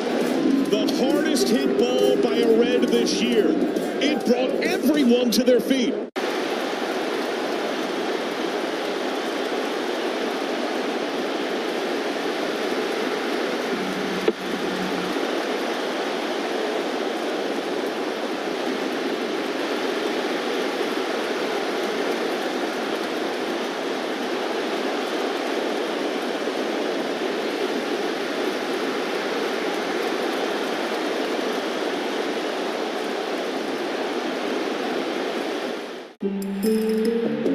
Now it's time for Eyes on the Ball Player.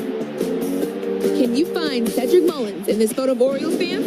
He covers every inch of grass in center field, and he got there standing up, which nobody...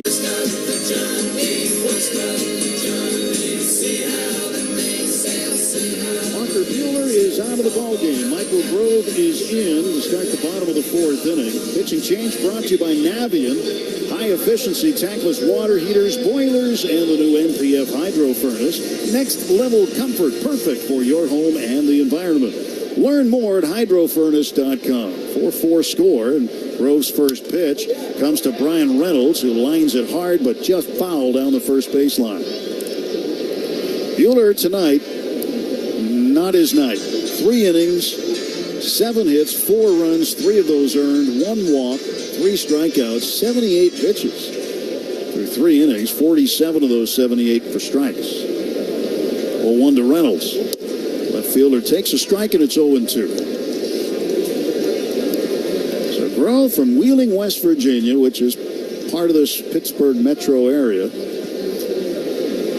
It's Virginia close by, and Wheeling, one of the bigger towns in West Virginia that's close to Pittsburgh, so he's got a lot of friends and family here. He had a lot in Cincinnati, too. It's a little bit further drive to Cincinnati from Wheeling, but a lot closer here. Pitch inside corner, got him looking, called strike 3. Sinker at 97, grazed the inner half, and Reynolds strikes out looking for the second time of the ballgame. He's 0 for 3. Comes Brian Hayes. Let's pause 10 seconds for station IT. This is the Dodgers Audio Network. This is LA Dodgers baseball. KLAC Los Angeles, KYSR, HD2 Los Angeles, and iHeart radio station. First pitch to Hayes, swung on and missed. And quickly into the wide is Grove, the 0-1. Outside corner, good for a called strike. So the sinker and the slider getting the job done early in Michael Grove's tenure tonight. 0-2 pitch on the way to the right-handed hitting Brian Hayes. Outside ball 1. Tim, strange night for Walker Buehler. I mentioned the second inning that it looked like he was more in sync. His delivery was more rhythmic than what we have seen over the last couple of outings. 1-2 fouled away. So the 4 runs, 3 of those were earned. Did not have stellar defense at all behind him. But the other part, too, he ran into problems. The Pirates were 4 for 7 with runners in scoring position against Buehler. 1-2 to Hayes. He takes a called third strike. Good-looking slider. And that caught the outside part of the plate. He struck out the first 2 men he has faced tonight. Here is the left-handed batting O'Neill Cruz. Hayes was questioning the home plate umpire. Of course, there was some questioning going on last night. Clint Bondrak did not have a good report card today. Nope. He was behind the plate last night, and he made some very questionable strike calls, especially. He graded out at 79% in strike accuracy, which is really below average for a major league umpire. And that's on called strikes. Right. 79%. That's, umpires are right around normally 96%, 95, 96. 1 to Cruz, fouled off. It's 0-2. One of the more egregious calls was on a 3-2 pitch to Mookie Betts. That was about 6 inches outside. He called him out on strikes. That would have changed the entire complexion of that inning. There was already a runner on base, and really it had a big impact on the game. 0-2 is low. 1 ball, 2 strikes. And 2 batters later, called strike 3 on Freddie Freeman. Same thing. That registered off the plate, well off the plate, inside. He had a rough night. And someone said, oh, you're getting on the umpires. Well, here's the deal. If we see a defensive player that misses a catch, we'd say, hey, you missed a catch. Well, why not with an umpire? Hey, you missed a call. 1-2 is low and in. 2-2. Pitcher misses the strike zone.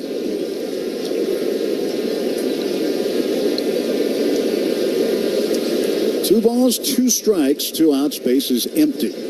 And Michael Grove steps back, kicks, fires. Inside again, and the count 3-2.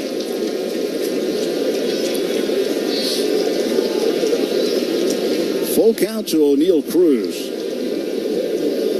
As Grove delivers home the payoff. Swung on, ground ball to first, right along the line. It hugged it, and deep. Freddie Freeman makes the play. Long toss to Grove covering, and it's a 1-2-3, bottom of the 4th. We go to the 5th. It's the Dodgers 4, Pirates 4. This is Bobby has walked, singled, and stolen 2 bases. That is blasted to left field, and there is home run number 29. We said earlier, Ryan, that he's handled the low pitch extremely well for home runs. There it is, kind of right at the knees, inner third. He's shown the ability to turn a fastball in as well. He's got such quick hands. That was an absolute bullet over the head of the usher into the greenery. Fortunately for the usher, it was over his head.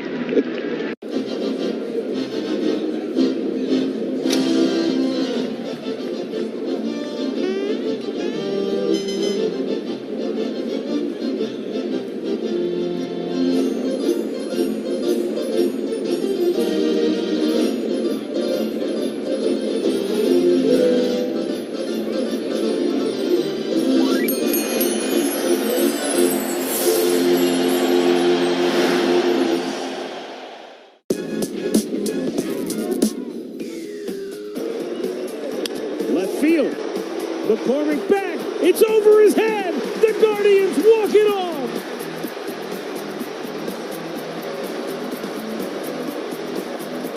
Chill Will Brennan gives the Guardians their only lead of the night. And it only took 14 innings to get there. His first career walk-off hit will be one to remember. Now it's time for Eyes on the Ball Player. Can you find C.J. Abrams in this photo of Nationals fans? Then Abrams gets hold of one.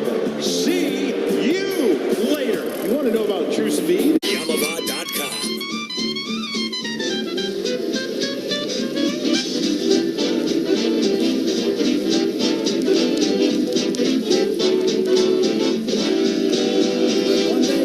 With you. Dwayne McDonald, our producer-engineer at PNC Park in Pittsburgh. 4-4 game, top of the 5th. Teoscar Hernandez takes outside ball 1. Bailey Falter, left-hander, from Chino Hills. Falter turns and delivers the 1-0 pitch. And this one is hit in the air to right field deep. Heading back toward the wall it goes. It is gone. got a home run. It's an opposite field homer for Teoscar Hernandez, his 13th of the season. And the Dodgers take a 5-4 lead. Boy, what a sweet swing. That pitch up and out over the plate. Oscar Hernandez, talk about a smooth swing at contact point. And with that trip around the diamond, another stop by our friends at Daniel's Jewelers. Any of the locations, walk in and say home run for your free team bracelet, along with a $50 gift card towards any purchase of $99 or more. Daniel's Jewelers, own the dream. Pirate manager Derek Shelton made a beeline from the top of the steps out to the mound. He has relieved Bailey Falter of duty after giving up a home run here to start the 5th inning. We'll take a pitching change timeout. It's the Dodgers 5, Pirates 4. Sometimes in life, like in baseball, you need a spark off the bench or a late-inning rally to help you win the day. And here's another one I believe went off the scoreboard. If you miss in the middle of the plate with Max Muncy, he's good. Look at that level swing right there. And he's a hitter. But what I love, watch him drop. What he does is he moves his hands and he loads into the back leg. Here you see the knob facing the catcher, which I really love because that's the power position for any power hitter.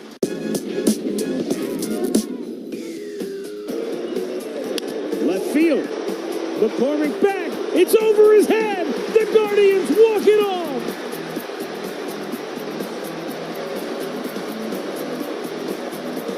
Chill Will Brennan gives the Guardians their only lead of the night. And it only took 14 innings to get there. His first career walk-off hit will be one to remember.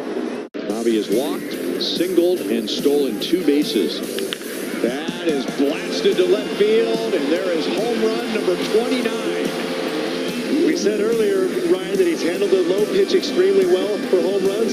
There it is, kind of right at the knees, inner third. He's shown the ability to turn a fastball in as well. He's got such quick hands. That was an absolute bullet over the head of the usher into the greenery. Fortunately for the usher, it was over his head. 42-year-old right-hander Ben Heller takes over for the Pirates. Nobody out, top of the 5th. Teoscar Hernandez, opposite field homer, just over the Clemente wall in right field. Makes it a 5-4 Dodger advantage. And Andy Pages, right-handed batter, to face Heller. Heller out of Brookfield, Wisconsin. First pitch, low ball 1-0. Heller's been around a bit. He's with the New York Yankees for a long time, and most recently with the Atlanta Braves. Had 19 appearances for the Braves last year. And Pages is plunked, and Andy looks back out. He didn't like it. And Andy got it right in the back.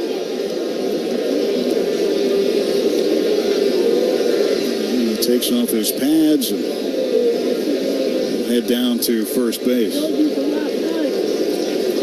Right between the numbers. And Pages, the slow walk down to first. So the first man out of the bullpen is hit by a pitch.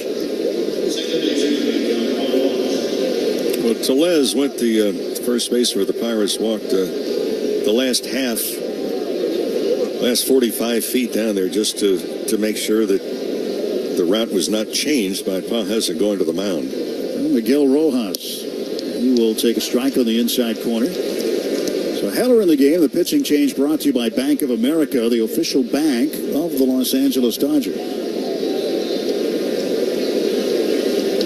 0-1 to Miguel Rojas, who has reached base safely twice. He fouls one back into the seats. Had an RBI single and a stolen base in the first inning. Reached on a force out in the third. So he is up, and Kike Hernandez on deck. Who's on deck? Brought to you by On Deck. For small business lending that's fast and easy, go to ondeck.com.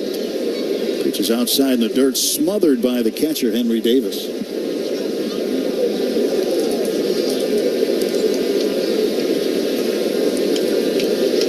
Dodgers scored first in this one tonight with 4 runs in the first inning. And when they do score first, they're a Major League best 28-3. Buccos battle back against them. There's a shot at the right field, a base hit. Turning second and heading for third is Paez. Here comes the throw. Andy slides. He's safe. Boy, Andy just turned and burned around second base. Took the extra base. And Olivares, the right fielder, made a decent throw, but it was just a hair too late. Well, that was good hitting. That was a breaking ball down and away from Miguel Rojas. And he just stayed with it. Rojas in his 37th game that he's played in this year. He gets a hit in the game, the Dodgers win.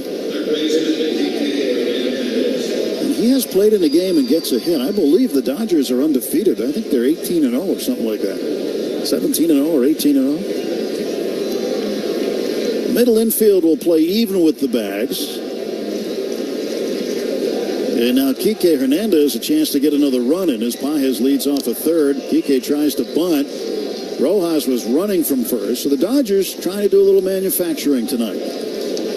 We have seen a sacrifice bunt from Austin Barnes earlier. It did the job getting Vargas from second to third last inning, but after that, the machine stopped working and Vargas ended up stranded.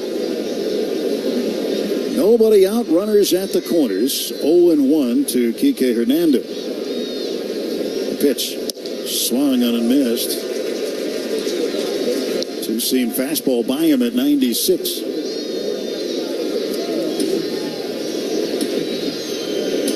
Nothing into the count.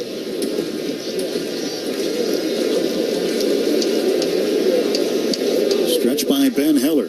He delivers, and Kike delivers with a deep drive to right. This ball's heading back to the wall. It is off the wall.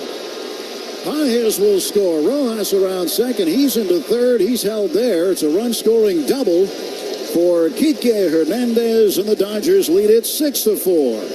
Hernandez did not get the bunt down, but boy, with 2 strikes, he put a good swing on it. That ball just traveled a long, long distance. The hit batsman cost the Pirates. Kike cashes in on that. For Kike, that's just his second double of the season, and will go down as his 10th run batted in. Still nobody out, 2 men in scoring position. The 8th hitter, Miguel Vargas, who is 1 for 1 with a double. He's also walked. He takes a breaking ball at the knees for a strike. 6-4, Dodgers in front, top of the 5th inning. And now the infield comes in on the grass, and Vargas somehow escapes an inside pitch. That should have hit him and didn't. Just ran in on him. 1-1. That's inside. 2 balls and a strike.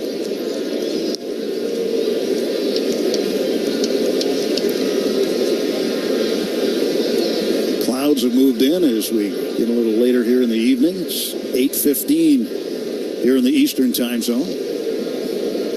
2-1 pitch is yanked foul down by the rain tarp. 2-2 to Miguel Vargas.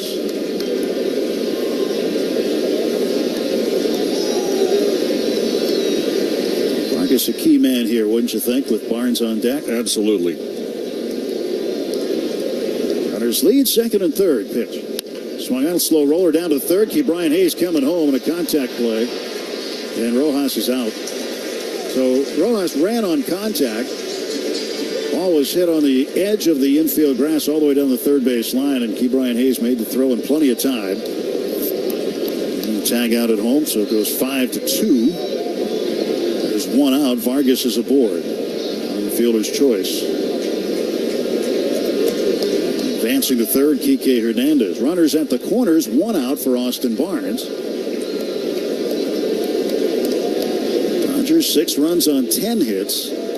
Pirates 4 runs on 7 hits. Dino Abel had Barnes step out of the box and went through some signs. Barnes will square. He'll bunt it foul. They're looking at a safety squeeze situation.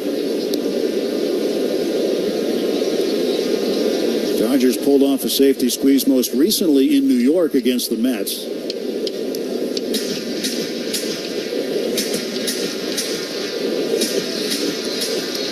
if you're the Pirates, are you thinking possibly don't throw a strike here? You try and come up and in on a pitch? 0-1. And the runner goes down to second base. Throw goes to second. It goes into center field. Here comes Kike Hernandez in to score. It is 7-4 Dodgers. Yeah, the pitch was up and in. I'm really surprised that they even threw all the way through to second base. Now with the runner at third and able to get a very liberal secondary lead because the defense with Hayes at third base was coming in for the possibility of a bunt. Stolen base for Vargas. That's his first of the season. And an error on the catcher, Henry Davis, on the throw, allowing the runner to score. Barnes checked his swing up. And a sweeper outside. 2 balls and 1 strike.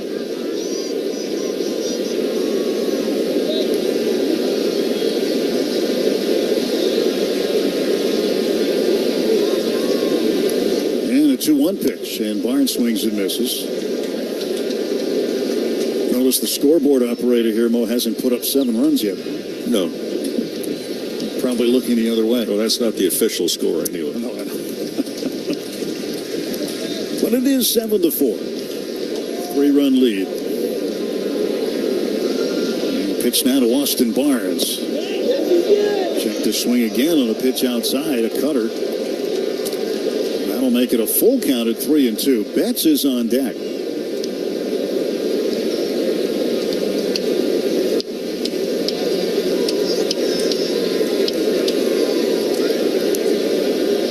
Heller, the right-hander, kicks and fires one home, and Barnes loops it into right field. That's a base hit. They will hold Vargas at third, and Austin Barnes 1 for 2. Runners at first and third for Betts. It's been a much better night with runners in scoring position. Already with more hits tonight in this game that the Dodgers had combined in the first 2 games with runners in scoring position. Well, the Pirates pitching coach Oscar Marin will come out and have a word with Heller. We're going to talk about this possible first and third situation. You've got a guy like Betts at the plate who can do all kinds of things. Betts with a single and a run scored. He's flied to center and he's walked. By the way, they finally put the 7 up on the board. That's good. I like the sound of an 8 better. Now, is an 8 a crooked number? Is that an argument? No, right now it'd be a nice number. It's a round number. Runners off the corners. Here's the pitch to Mookie Betts. Missed off the outside corner with a 2-seam fastball at 96. 10 would be even a better number. The Dodgers put 4 up in the first. They've got 3 here so far in the 5th with 1 out and 2 on. 1-0. Mookie fouls it off. Ohtani is on deck. A pretty good changeup right there. That's cued it off the end of the bat. Well, look at the separation, though, Mo. He's 96, 97 with the 4-seamer and the 2-seamer, and then goes to the changeup at 82. So big-time speed separation. That swings. It's a drive to center field and deep. Sawinski going back to the track. He looks up. It's gone. A home run. Mookie Betts to dead center. Hit it into the shrubbery. A 3-run home run for Betts. His 10th home run of the season. I told you I like the number 10 even better than 8. And with that trip around the diamond, you can stop by any one of the Daniels Jewelers. Just pick any location, walk in and say, home run for your free team bracelet, along with a $50 gift card towards any purchase of $99 or more. Daniels Jewelers. Own the dream. And 10 runs on the board. Is that a crooked number? Ohtani, first ball swinging, clubs one down to second on the lip of the outfield grass. It's Nick Gonzalez throwing him out, and there are 2 down. Mookie with RBIs 33, 34, and 35. Sometimes you just have a feeling. Funny how that works. Freddie Freeman will take a strike.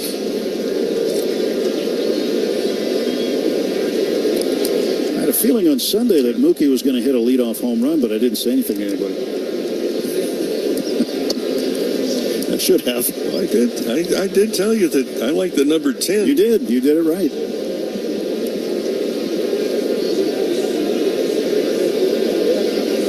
I like the great Karnak. Mookie with a 3-run home run, making it 10-4, and Freddie fouling a pitch off the plate, 1-2. You're going to start holding index cards up to your head? Only if you give me the envelopes.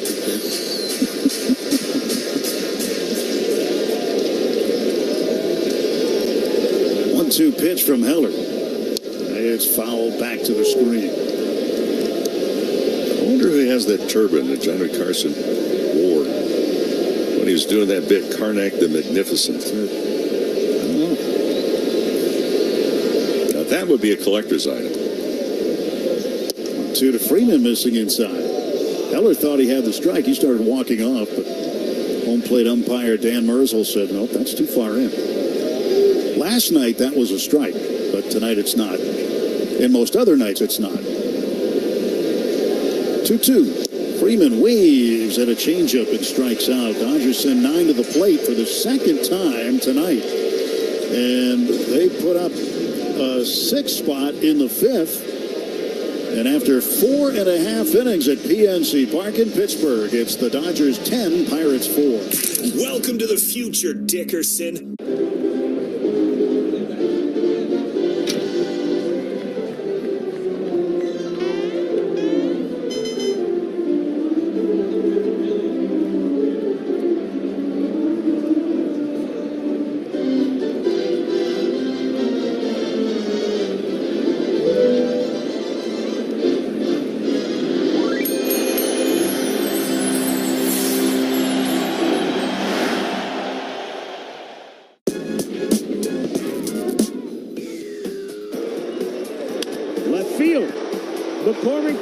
It's over his head. The Guardians walk it off.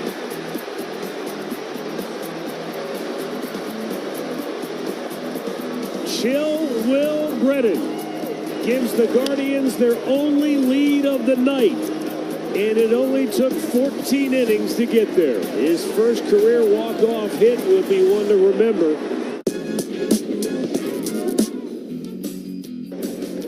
There's a ball driven to deep left field. Up and gone to the home run court.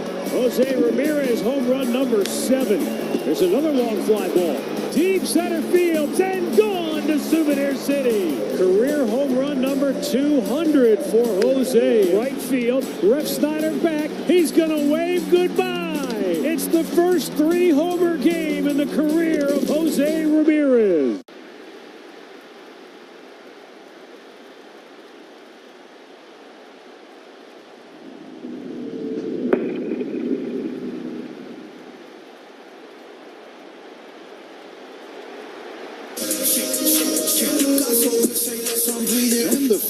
Dodgers with the lead. We hit the bottom of the 5th inning. And Edward Olivares is up for Pittsburgh, and he takes the ball in the dirt from Michael Grove. So Grove comes in a 4-4 game, and now he comes back out for his second inning of work, and his team has built a 6-run lead. He says thank you very much. Walker Buehler getting a no decision tonight. Did not pitch long enough to qualify for a win anyway, but they left the ball game tied. 1 ball and 1 strike down to Olivares. The kick to pitch from the right-hander Grove, and there's a hot shot down to short. Mookie Betts scoops it up, throws on target to first base to get him. 6-3 the put-out, and there is 1 away. Come celebrate LGBTQ plus pride at Dodger Stadium Friday, June 14th. Purchase an LGBTQ plus Pride Night ticket package presented by Blue Shield of California for an exclusive Pride jersey. For tickets, visit Dodgers.com/ticketpacks. Here's Nick Gonzalez. Right-handed hitter fouls one back. Gonzalez hit the game-tying home run in the 3rd inning for Pittsburgh. 2-run shot to left field. Gonzalez, his 4th home run of the season. Strike 1 pitch. Wave and a miss at a ball off the plate outside. That was about 8 inches off the plate. The slider was chased by Gonzalez. Now, this is more like it for the Dodgers tonight. This is what we've been more accustomed to seeing out of the Dodgers offense. It had gone cold the last couple of nights here. Pitch is in the dirt, 1 ball and 2 strikes. But like we talked about last night, you don't know when it's going to turn off, and you don't know when it's going to turn back on. But it's turned back on here tonight. A dozen hits for the Dodgers. Pitch is low, 2-2. And with good teams like this Dodger ball club, when they turn it back on, someone's going to get a bill for it. And the cost has been pretty high tonight. 2-2 pitch. Swung out, a little roller to third, charged by Hernandez. He gloves it right at the edge of the grass. Throw to first on a hop and a great backhand scoop by Freeman. What a terrific play by Freddie. And there are 2 down. Yeah, it is not easy what he just did there.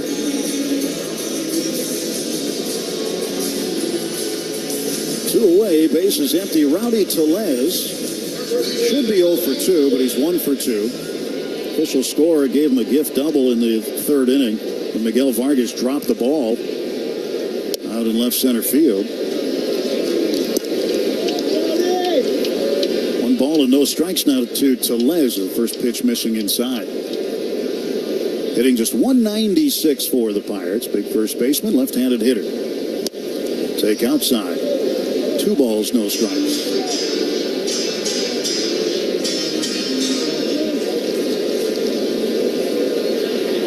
Ready for the 2-0 pitch. Grove fires. And it's hit hard on the ground to right field. That's a base hit. 2-out single for Rowdy Tellez. The Pirates remain in business in the bottom of the 5th inning. That's one way to cut down on getting booed, which we were a little shocked. Game 1 of this series is that how vocal the Hometown crowd was in delivering boos for Tellez. Well, that ball that Tellez just hit might have been the hardest ball he's hit all season. It was a ground ball at 115 miles per hour. Now the catcher, Henry Davis, right-handed batter, takes a strike. The Pirates remain home after this series. The Minnesota Twins come in to start a weekend series here tomorrow night. 0-1 pitch coming from Grove. And a chopper foul by Davis. It's 0-2. Meantime, the Dodgers board a plane tonight, and they will head to New York for a 3-game series with the Yankees. Think there's any anticipation in New York for that series, Rick? Maybe people already lined up. 0-2 pitch. Davis chases one of the dirt and strikes out. Good slider from Grove. No runs, a hit. 1 man left, no Dodger errors. We go to the 6th inning at PNC Park in Pittsburgh. It's the Dodgers 10, Pirates 4.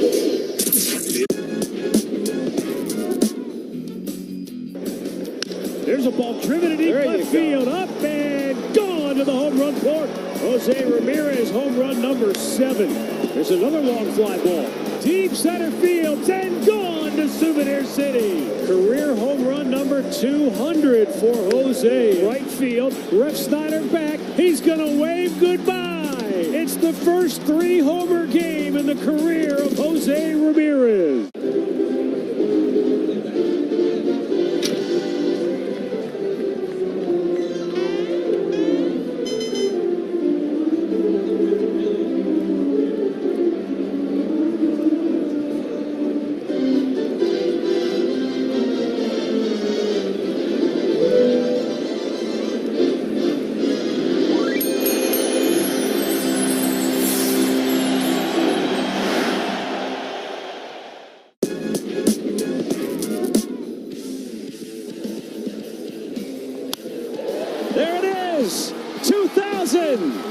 A milestone moment for a Pittsburgh icon back home. How good is it that they can enjoy that here in Pittsburgh? Man, it's hard to even speak right now. What a beautiful thing. What a wonderful achievement for Andrew McCutcheon. 2,000 career hits, and to do that in a Pirate uniform. That's what means the most right there. And here's another one I believe went off the scoreboard.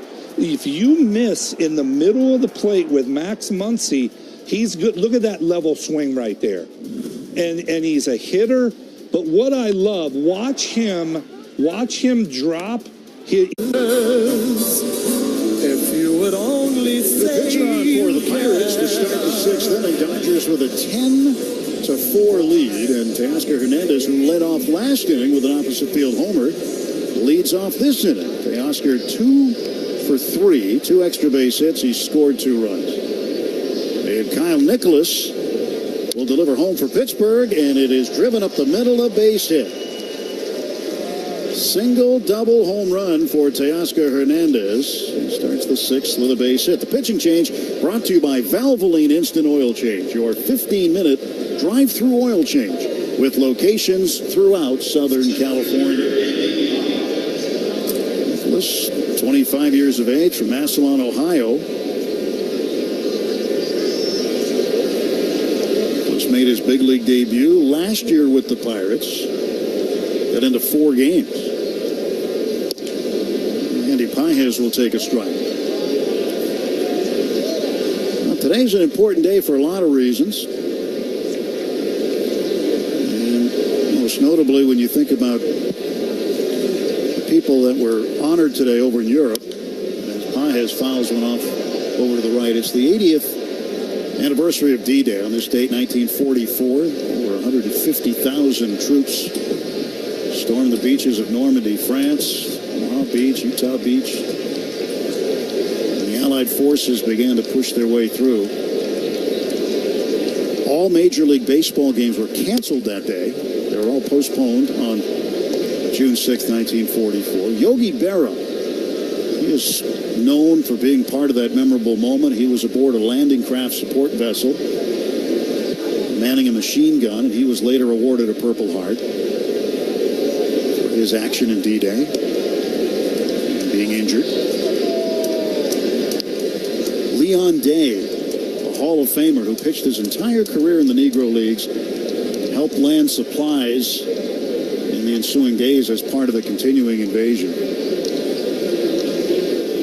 Pitches up high to Andy Pages, 2-2, but the honoring going on today, very touching, the 80th anniversary, and still seeing some of those veterans on hand who returned to Normandy 80 years later. And a move that changed the world. Pitches up high, and it's 3-2 to Pages.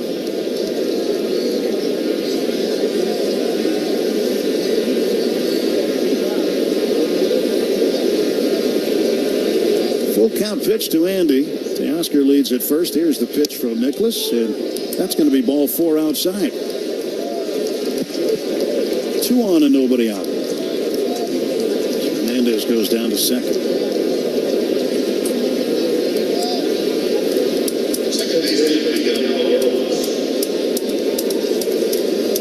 Now, the Dodgers today on their social media channels put out a video of Vin Scully talking about D-Day, and if you haven't seen it, you should go find it. So Miguel Rojas lines one to left field. That's a base hit. Teoscar's going to come around third and score. Rounding second, heading for third is Pages, and heading into second is Rojas. The Dodgers lead it 11-4. And they're just scampering all over the place. Really an ill-advised throw going to third, because it allowed Rojas to scamper all the way to second and to get into scoring position. You want to try to keep the force play in order, prevent that runner from moving up. The chances of Pages coming around to score are slim to none at that point. Well, Tim, this game is, I think, is an indication the Dodgers were sick and tired of being sick and tired. Did not play well in either one of the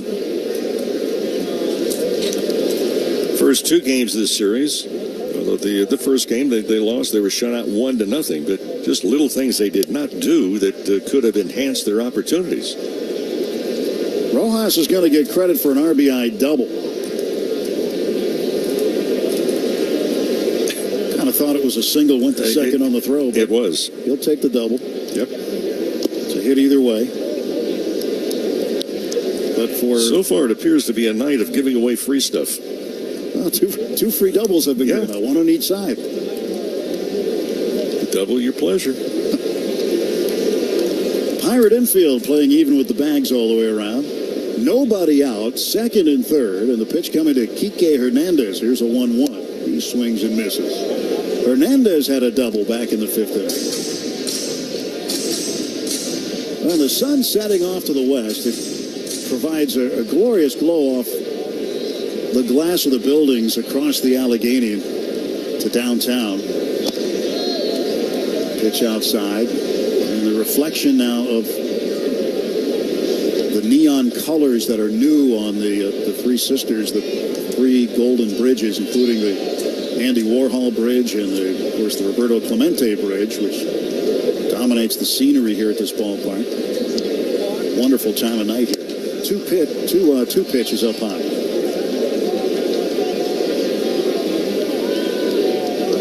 You talk about views at ballparks.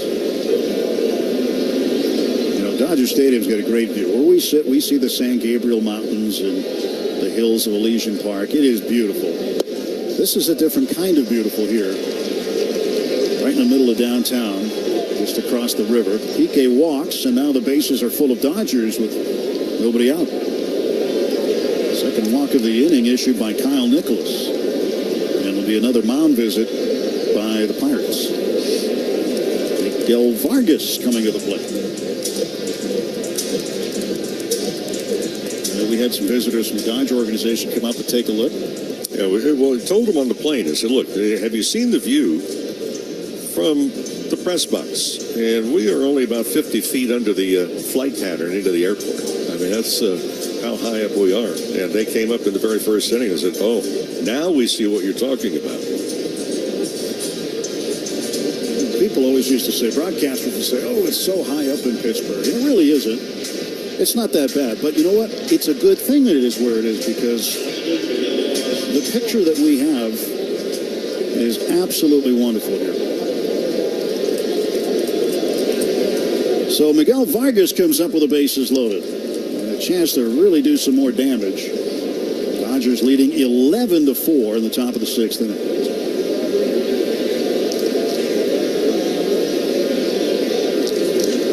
Is down at third base. Rojas at second. Kike Hernandez at first.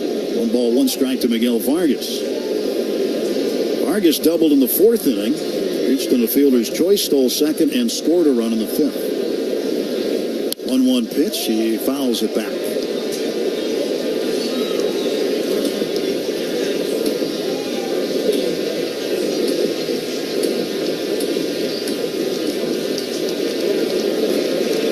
To the count. Stretch by Nicholas, and the Pirate right-hander throws home. And he throws a fastball at 98 outside. And the Pirates have a lot of arms that throw the ball with heavy velocity, but they don't always go where they want them to. 2-2 pitch. There's a shot right to the shortstop. O'Neal Cruz throws to second. And they double off Miguel Rojas. Rojas was scrambling to get back to the bag. They just couldn't get there in time. So a double play.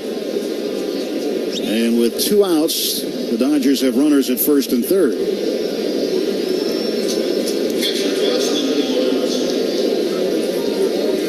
Austin Barnes is 1 for 2 with a sacrifice bunt.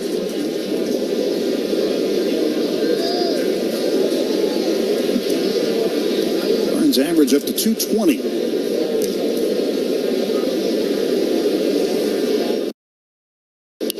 And Barnes swings, fouls it off to the right and out of play.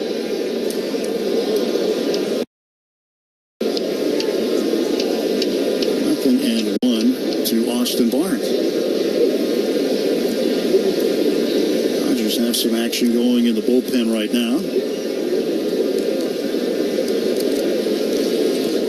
Daniel Hudson, right-handed.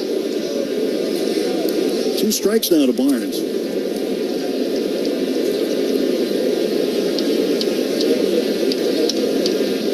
0-2 to the Dodger catcher. Stretch runners lead first and third in the 0-2. Swung on, tap foul.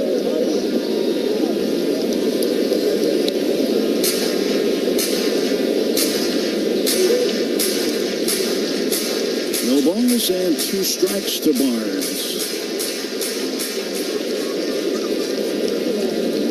And Nicholas ready to fire. The pitch, swing and a miss. Barnes is out. But the Dodgers add another.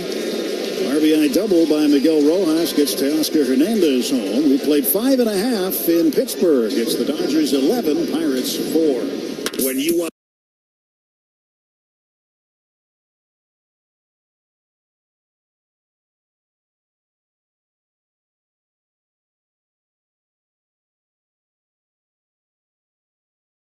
But to stay consistent throughout the season, you also have to give yourself a chance to rest.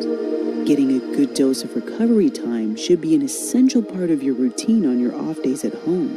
This will keep you on the path to elevating your status within the league.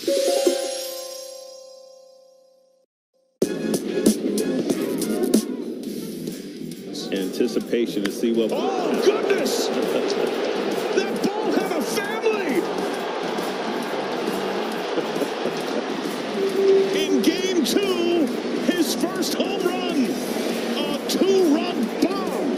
John, that wasn't just a home run. That ball almost exited the ballpark. The hardest hit ball by a Red this year. It brought everyone to their feet.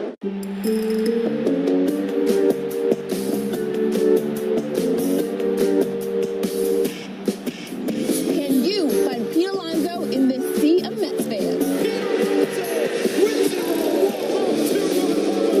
Alonso drives one deep left field, and it's out of here. Pete Alonso with his second home run of the day.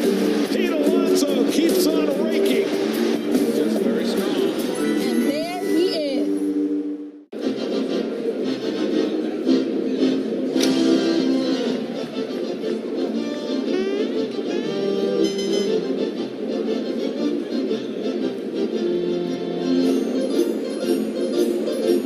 The home of the Dodgers.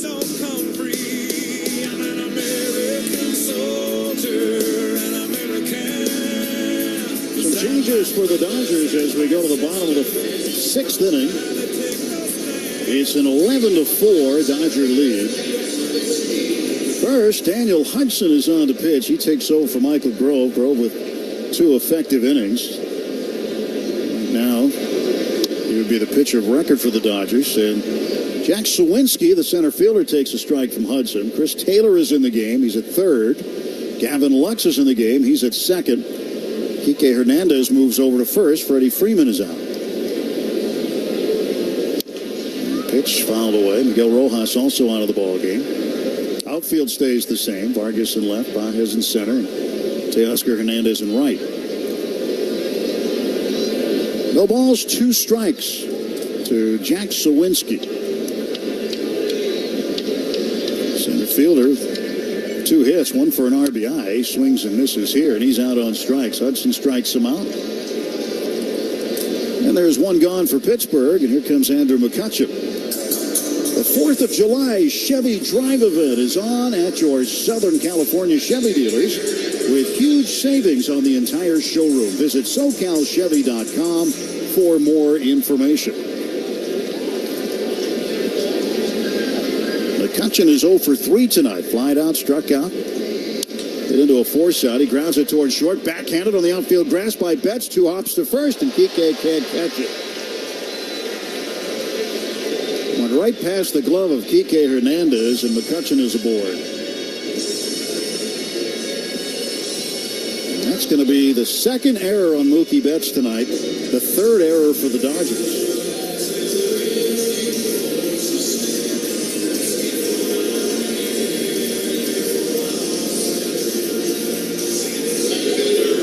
Rough night for Mookie Betts at shortstop. Brian Reynolds, switch hitter batting left, 0 for 3. Struck out looking twice tonight. Also flied out to right. 3rd error tonight, team-wise, this Dodger ball club, all 3 throwing errors. Really, there should be 4 errors, but official score is kind here. Reynolds hits a high fly ball to left. Drifting underneath it is Miguel Vargas. He'll make the catch and get the ball back on the infield. 2 men down in the Pirate half of the 6th inning.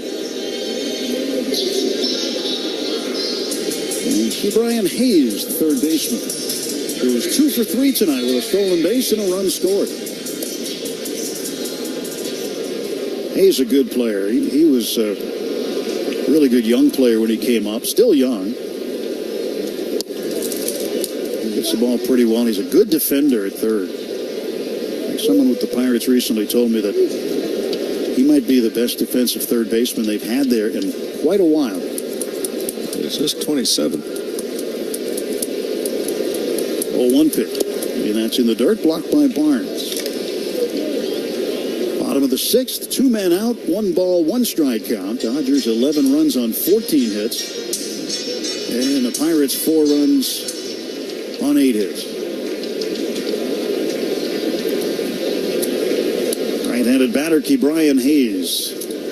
Daniel Hudson, the 36-year-old right-hander, slings one home, down and away with a slider, and it's 2-1. Hayes' dad could play a little bit too. Charlie, 262 hitter in his career, 144 home runs.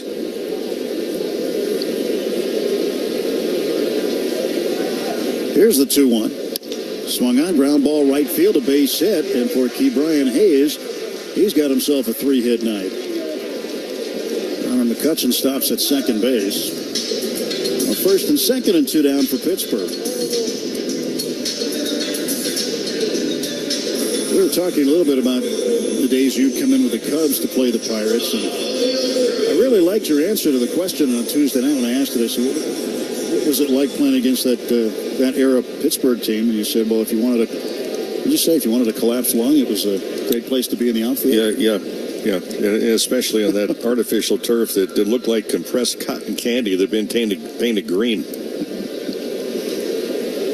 O'Neill Cruz takes inside low, but that team in that era, the 70s, those guys could really hit. I mean, and they let you know about it just about every night. 70s, early 80s, they could really hit. And the pitch, that's up and away.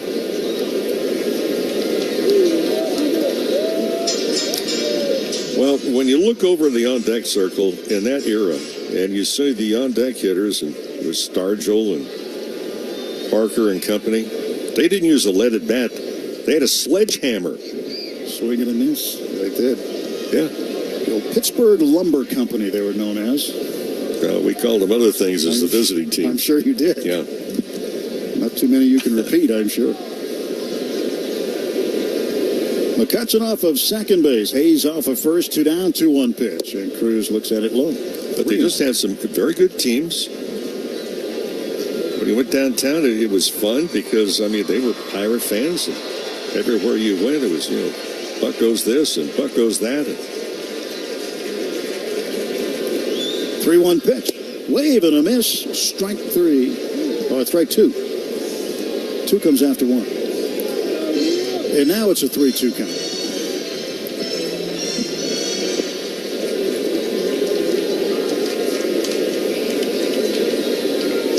Three and 2. Runners go. Swung on and missed, strike 3. I was just a pitch ahead. He struck him out anyway. No runs, 1 hit, 1 error, 2 left. We go to the 7th. It's the Dodgers 11, Pittsburgh 4. This is AM 570 LA. Abreu ready and waiting. 1-0. And that is hammered deep to left field. Kiss it goodbye.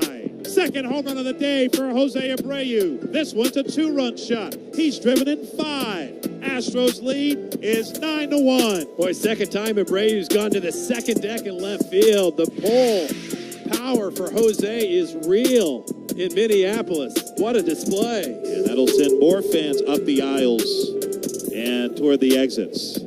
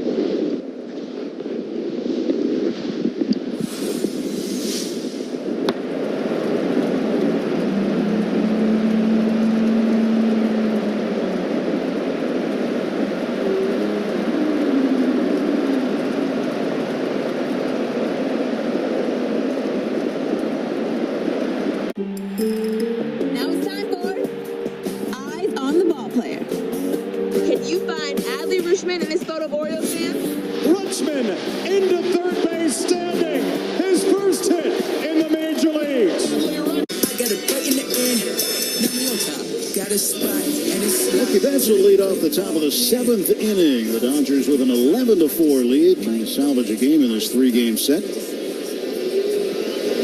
Kyle Nicholas throwing home, delivering a ball. Shakey's Pizza Parlor is the official pizza partner of the Dodgers audio broadcast. When it's game night, it's group night at Shakey's.com.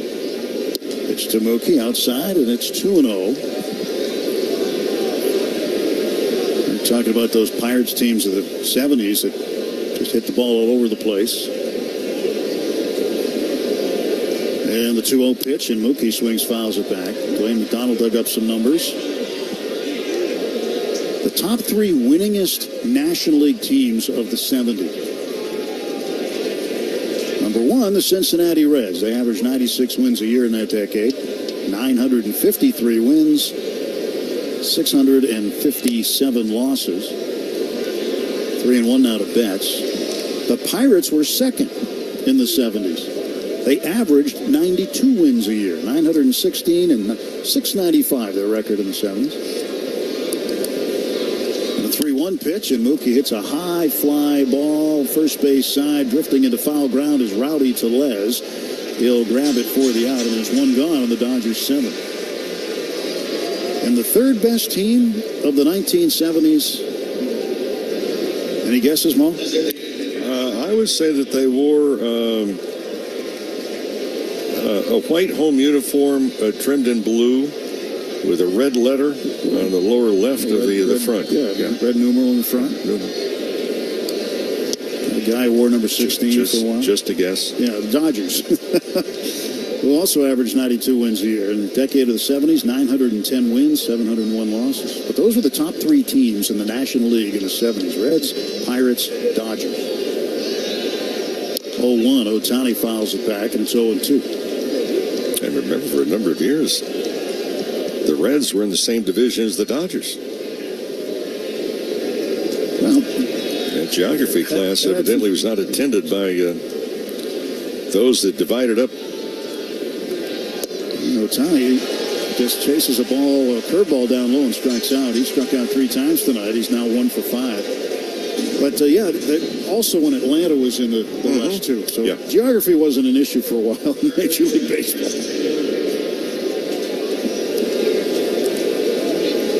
Chris Taylor is going to hit in Freddie Freeman's spot. Taylor came in to play third base last half inning.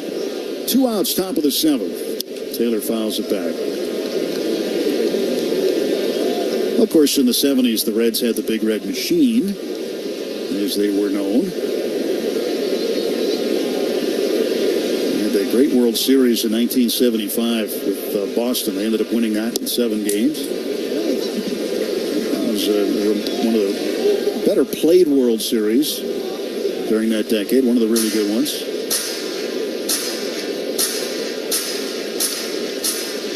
Dodgers went to the World Series a couple of times in the decade of the 70s. Came up empty until 1981. So the Big Blue Wrecking Crew and crew finally got it done, beating the Yankees. Did it again in 88. Oral Hershiser led the way in 88. Had a pretty big home run from a guy named Gibson. 1-2 pitch, and Taylor swings and strikes out. And it's a 1-2-3, top of the 7th inning. Stretch time at PNC Park in Pittsburgh. It's the Dodgers 11, Pirates 4. The exclusive home of the Dodgers. AM 570, LA Sports. Time for the great mascot race. Here's the pitch. And they're off. They're neck and neck. Look at them go. Listen to the cheers. They're heading for home. It's too close to call. Here's the play at the plate. It's Stomper. Congratulations on winning the great mascot race. Focus right here, though, on the man at the plate, Adolis Garcia.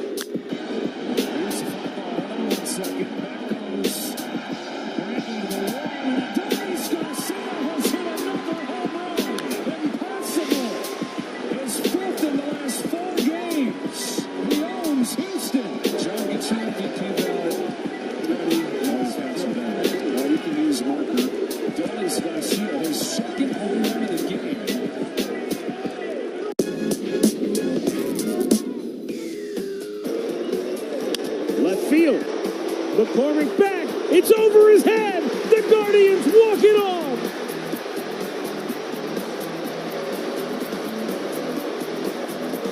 Chill Will Brennan gives the Guardians their only lead of the night. And it only took 14 innings to get there. His first career walk-off hit will be one to remember.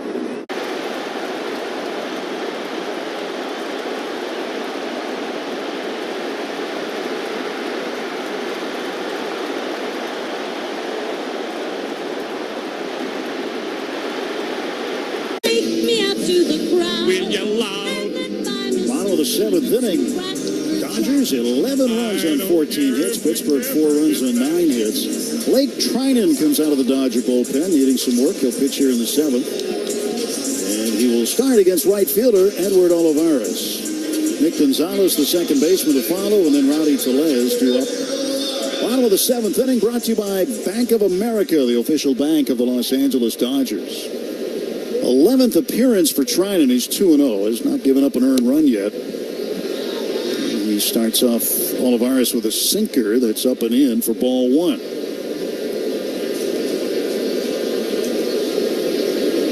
Ball, no strikes. Stretched by Treinen. He kicks, and the right-hander sends a pitch home. Aggressively to the mitt. Gets a swing and a miss. And it's 1-1.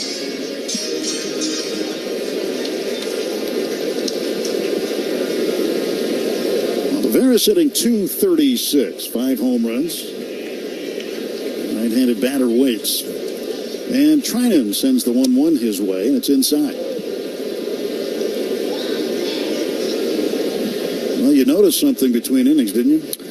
Groundskeeper, the grounds crew head came out and was talking to the first base umpire, the crew chief, Bruce Dreckman. 2-1. Swing and a foul. Either way, it's a swinging strike. 2-2. And with his mobile device, it's showing the radar.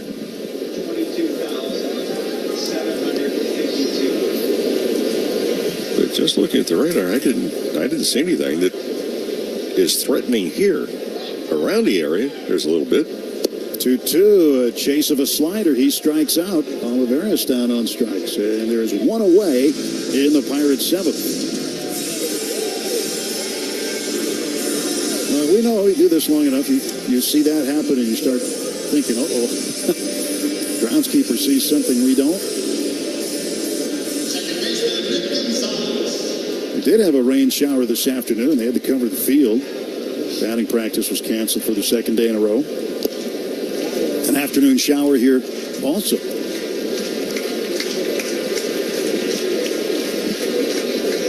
Isn't that what Vin used to say about Pittsburgh? He knew he was in Pittsburgh because it was raining. It was raining. 1-0 pitch.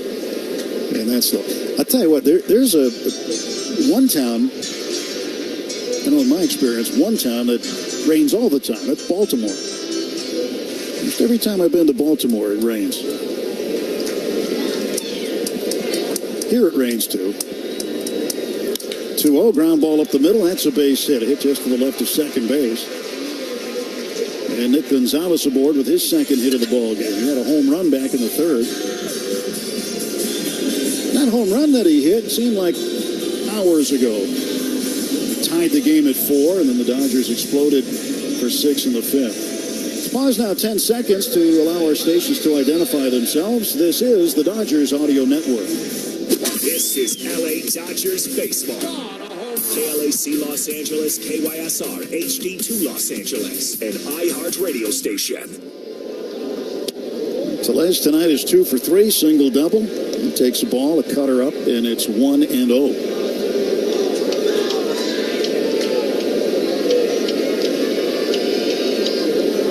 One ball, no strikes to Tellez.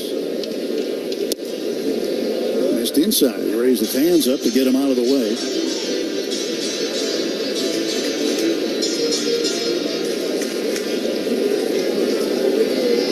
The other thing, too, in the old ballpark here, Three River Stadium, you described the condition of the playing surface, the AstroTurf. Strike to Tellez. And when it rained, it was a bit messy. Oh. I think they called it tartan turf. And it did look like you'd taken green cotton candy and compressed it. 2-1 is in there for a strike right on the inside edge with a cutter. 2-2. But it retained a lot of the moisture. As an outfielder, if you got a line drive, the ball would not hit and bounce. It would skip. It would hydroplane if there's any moisture still left in the material. Oh, that was fun. So you had to try to adjust for a long bounce, right? A long hop. And the hotter the temperature, the higher the ball would bounce.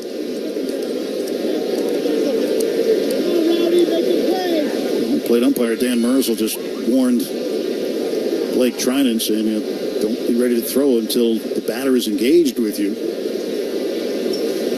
2-2 pitch. That is a swing. Yeah, they appeal down to third, and Tellez is out.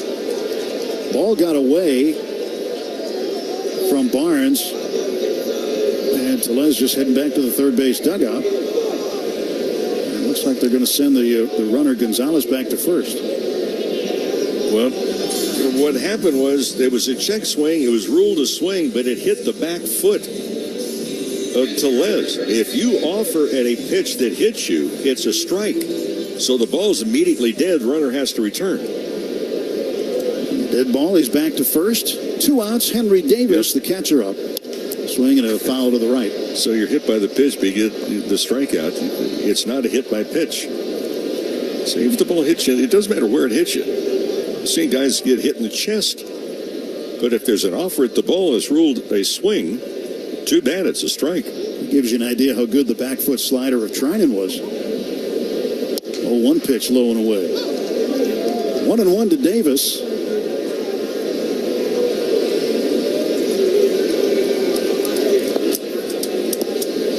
No balls and 2 strikes. And the kick of the pitch. Trinan looked like he dropped one in, but just called the ball low. Guess it wasn't. Guess it was called a strike. Should have been. And it is now 1-2. The 1-2 is outside. 2 balls, 2 strikes. 22,752 on hand tonight. Thursday night in Pittsburgh. 2 ball, 2 strike offer. Swing and a miss. He struck him out. Slider, he had no chance. Trinan comes in, strikes out 3, gives up a single. We go to the 8th. It's the Dodgers 11, Pittsburgh 4. This is AM 570 LA.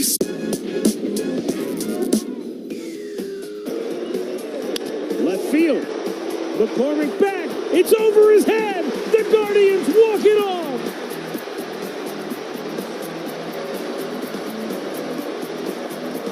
Chill Will Brennan gives the Guardians their only lead of the night. And it only took 14 innings to get there. His first career walk-off hit will be one to remember.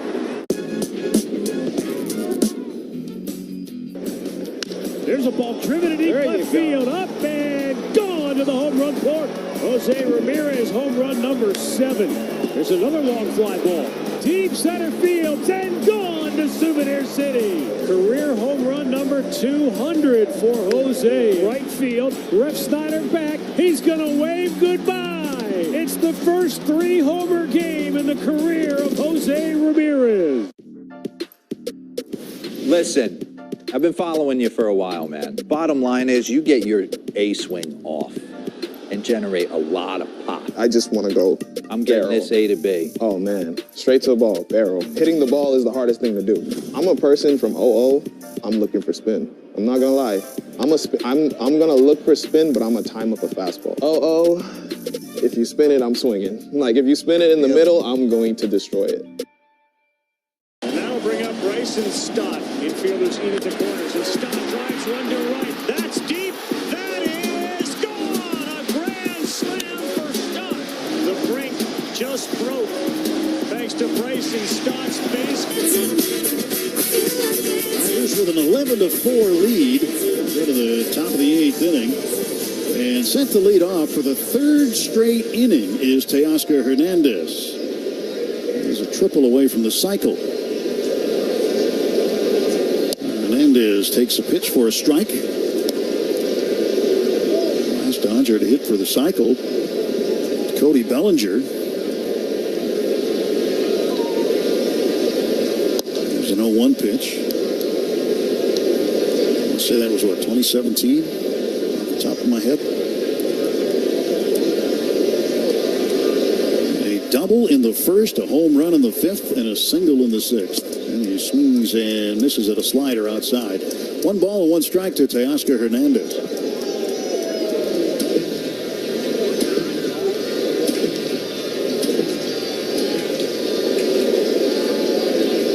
And 2 strikes, the pitch. Swung out and fouled back off to the right.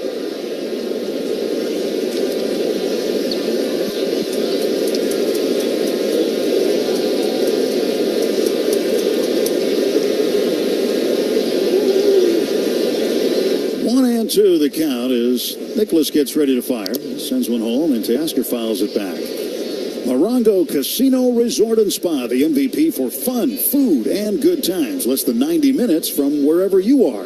Morongo, good times.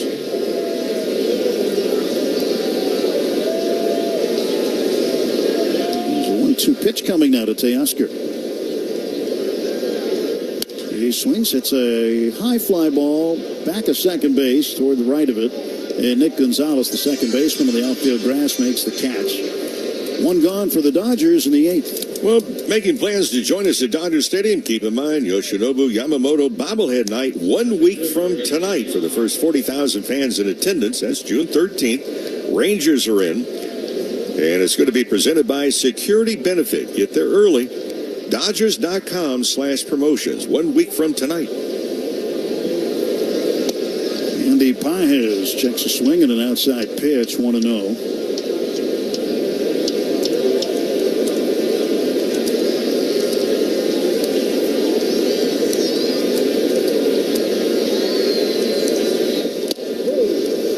For missing 2 balls and no strikes.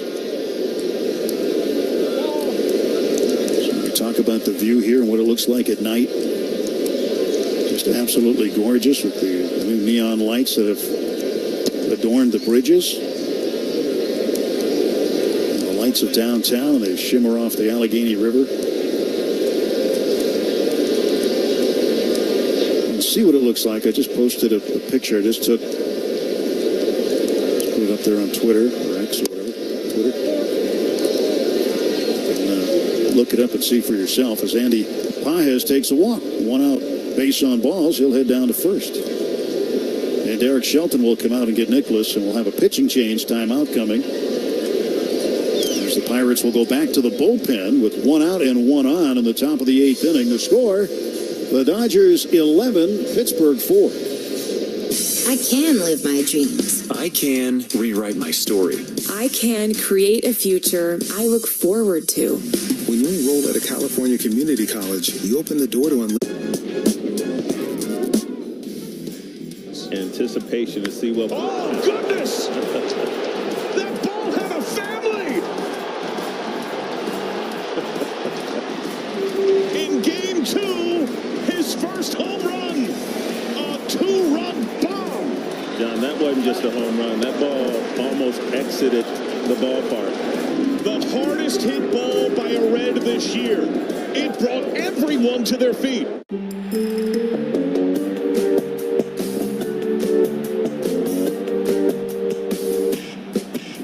Can you find Pete Alonso in this sea of Mets fans? And Alonso drives one deep left field. And it's out of here. Pete Alonso with his second home run of the day. Pete Alonso keeps on raking.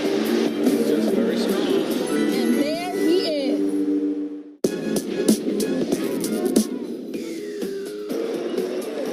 Left field.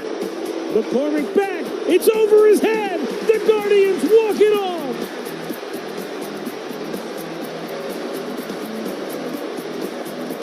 Chill Will Brennan gives the Guardians their only lead of the night.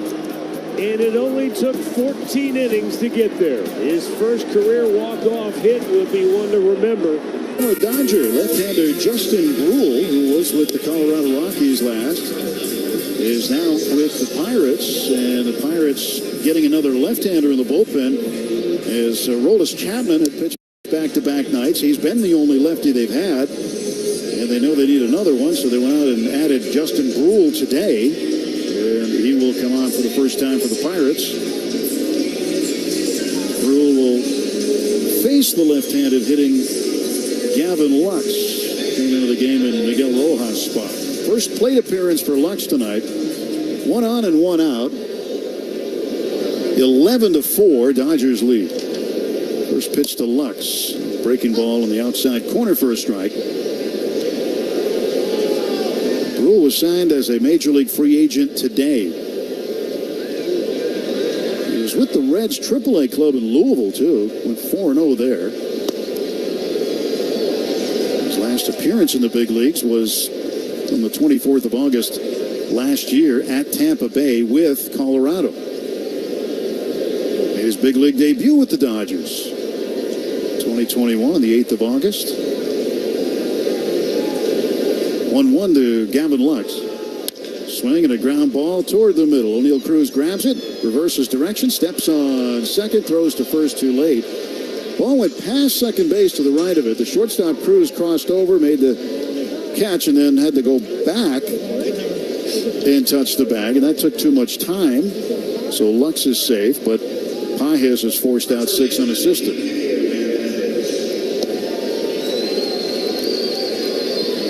Lux aboard on the force out. Kike Hernandez now at first base to bat it.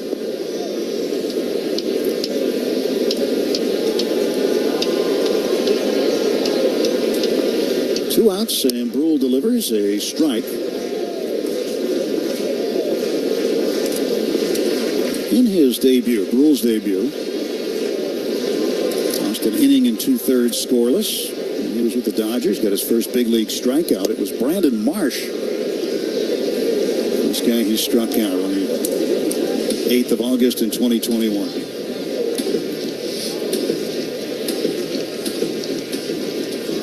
He has allowed 7 home runs total in his career, all of them to right-handed batters. Kike takes low and in. Ball and 2 strikes. 2 outs, Lux at first. And the Dodgers up by 7 runs in the top of the 8th inning. Here's the pitch. Swung on and hit down the left field line. It is hooking foul. Oh, had plenty of distance to get out. But just hooked foul. Hernandez misses a home run.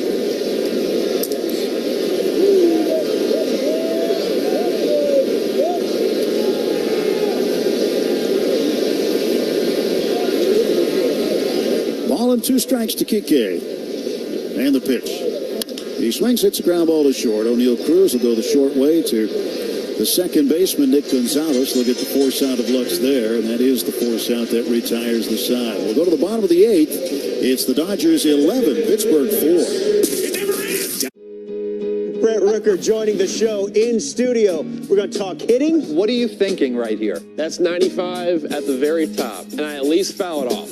So I know I can cover it. If I make that same move and have that same mindset, I can cover the fastball at the top. And if I can cover that fastball at the top and at least foul it off with 2 strikes, then I know I'm on the rest of the pitches. And I know I've got time to adjust to it. Can we get a side view? One of the side views back up? And I think he's going to work here. I know, he's definitely ready. Here he comes. He's ready, man. Anticipation to see what. Oh, goodness! That ball had a family! In game 2, his first home run. A 2-run bomb. John, that wasn't just a home run. That ball almost exited the ballpark. The hardest hit ball by a Red this year. It brought everyone to their feet.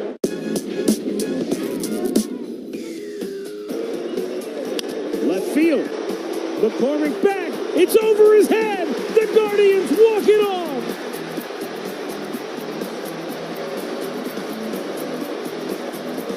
Chill Will Brennan gives the Guardians their only lead of the night. And it only took 14 innings to get there. His first career walk-off hit will be one to remember.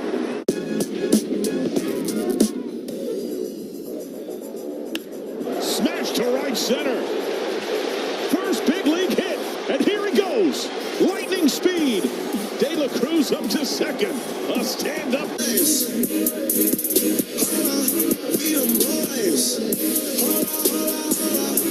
Evan Phillips comes out to pitch here in the bottom of the 8th inning. Been getting some work in. And an 11-4 Dodger lead. It'll be Jack Sawinski, the left-handed batter, to lead off for center fielder. Then back to Andrew McCutchen and Brian Reynolds.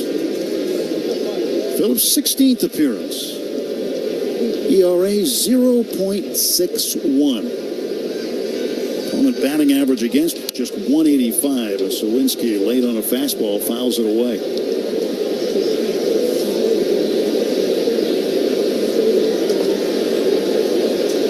Really good to see Phillips back. He had the slight hamstring issue that put him on the shelf briefly. There's a pitch up and away. 1 ball and 1 strike, but he is back and pitching well again.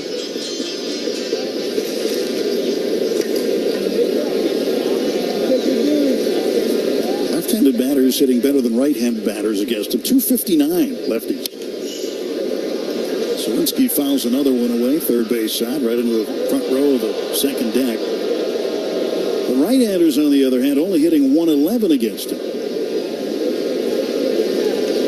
And in 14 of his 15 prior appearances this year, he has not given up an earned run. 1-2. Swung on, fouled off. So, Mo, when you look at the construction of the bullpen right now, and again, there's more help on the way, but right now, when you get to that back three, really, with Hudson, Trinan, and Phillips, they can really shut down a ballgame. That is a trio that hitters are having difficulty trying to figure out. 2 balls, 2 strikes to Jack Sawinski. And Joe Kelly remains on the shelf. No word on whether there's a projected date for him to come back or not. I know he's been throwing on flat ground. That's about it, as far as we know. Brusdar Graterol is not throwing at all. Last we checked with Dave Roberts about that. So we wouldn't expect Brusdar back at any time soon. 2-2 pitch.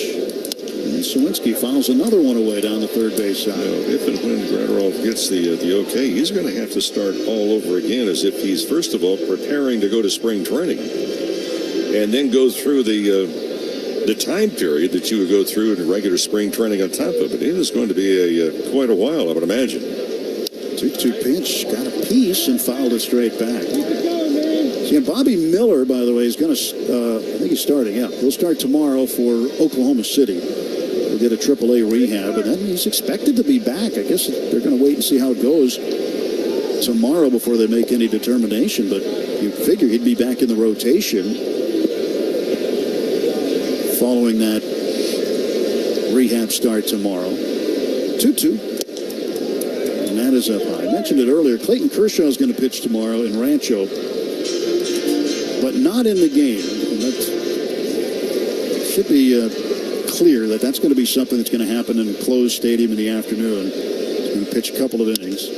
Sawinski lines it to right, and on the run and making a sliding catch toward the line is Teoscar Hernandez. So he got a good jump on that ball. That's a great play by Teoscar.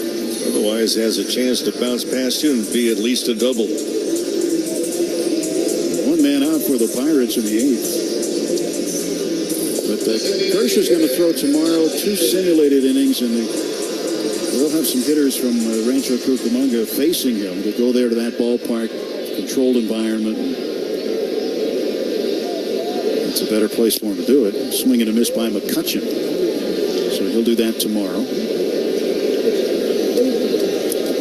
Kyle Hurt is also expected to pitch a rehab stint tomorrow, as he's trying to make his way back still. He's a good young pitcher.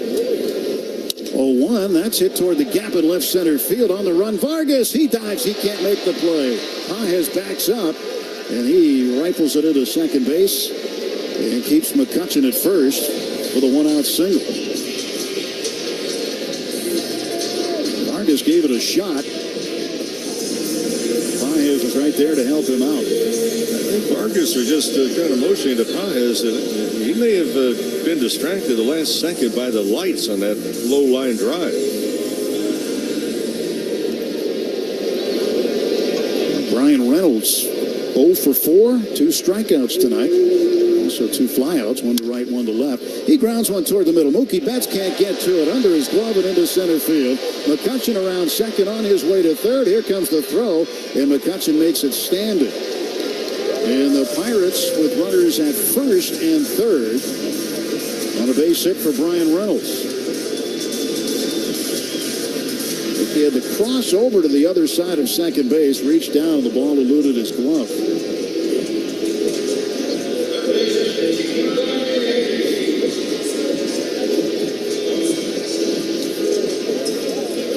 One out, key Brian Hayes up.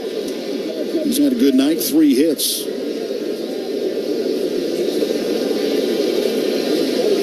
Pitch to Hayes, low ball 1.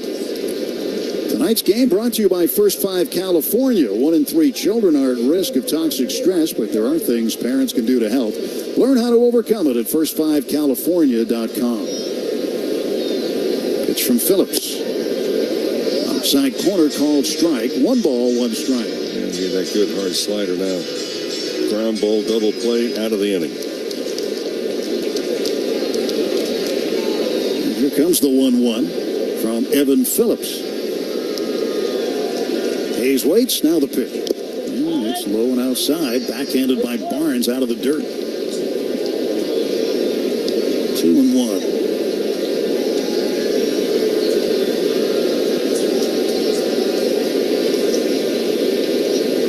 Yoshinobu Yamamoto tomorrow night against Cody Poteet. That's the pitching matchup. Battle of right-handers in New York. Dodgers-Yankees tomorrow.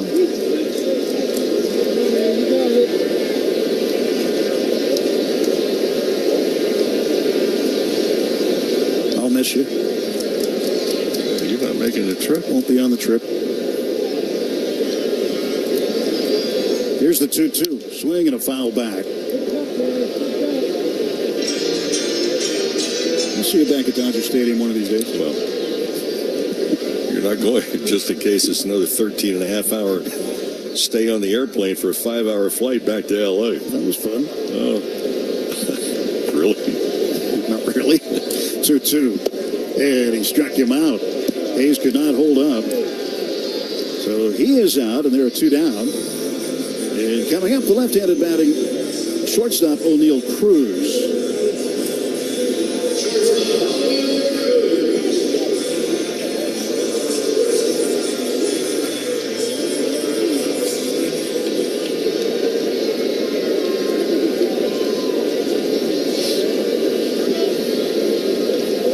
Is going to go out and talk to Evan Phillips for a moment. And make sure you say hello to Susan for me.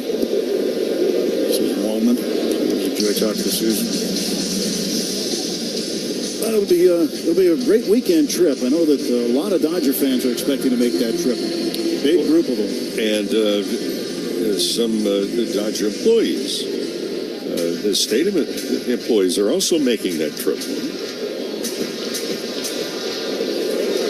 It's a special place. It really is. It's a neat place to see a game. O'Neal Cruz will take a strike. 2 outs here, bottom of the 8th inning. Runners at first and third. McCutchen with a hit, Reynolds with a hit.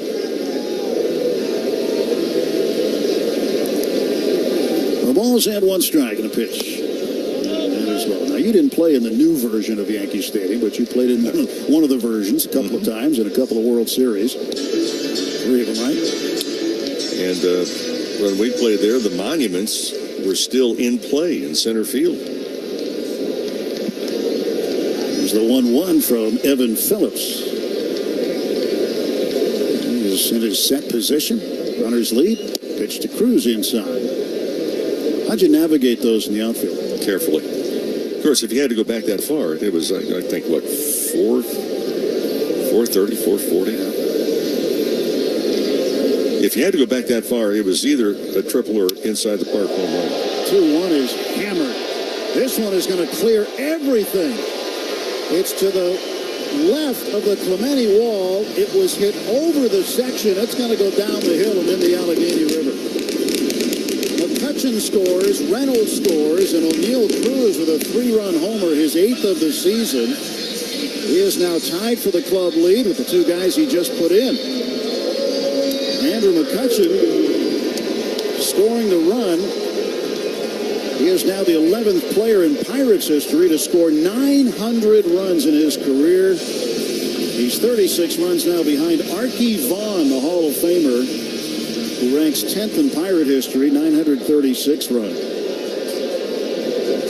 That one left the yard entirely. It's now 11-7. 462 feet.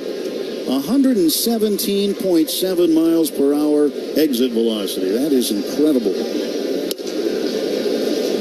3-run homer for O'Neill Cruz.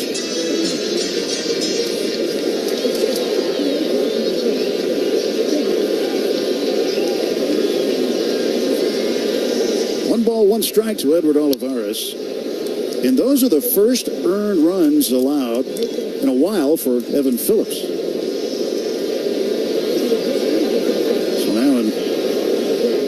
Of his 16 appearances, he has allowed earned runs. That's it. 14 appearances not. And this one lined to right center field and on the run on one hop. Teoscar Hernandez is going to cut it off and going into the gap. And Olivares has a hit. It's his first hit of the night. Reached base twice. Reached on an error by Betts in the second. And now reaches for the second time on the single. Phillips just trying to close out this inning and having a problem doing so.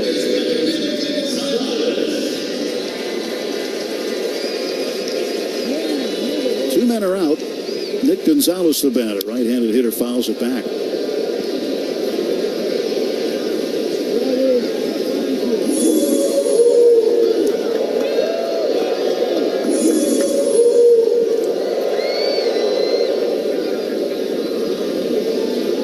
The count to Gonzalez. There's the pitch on the way, swinging a foul back. 0-2 to the second baseman for Pittsburgh.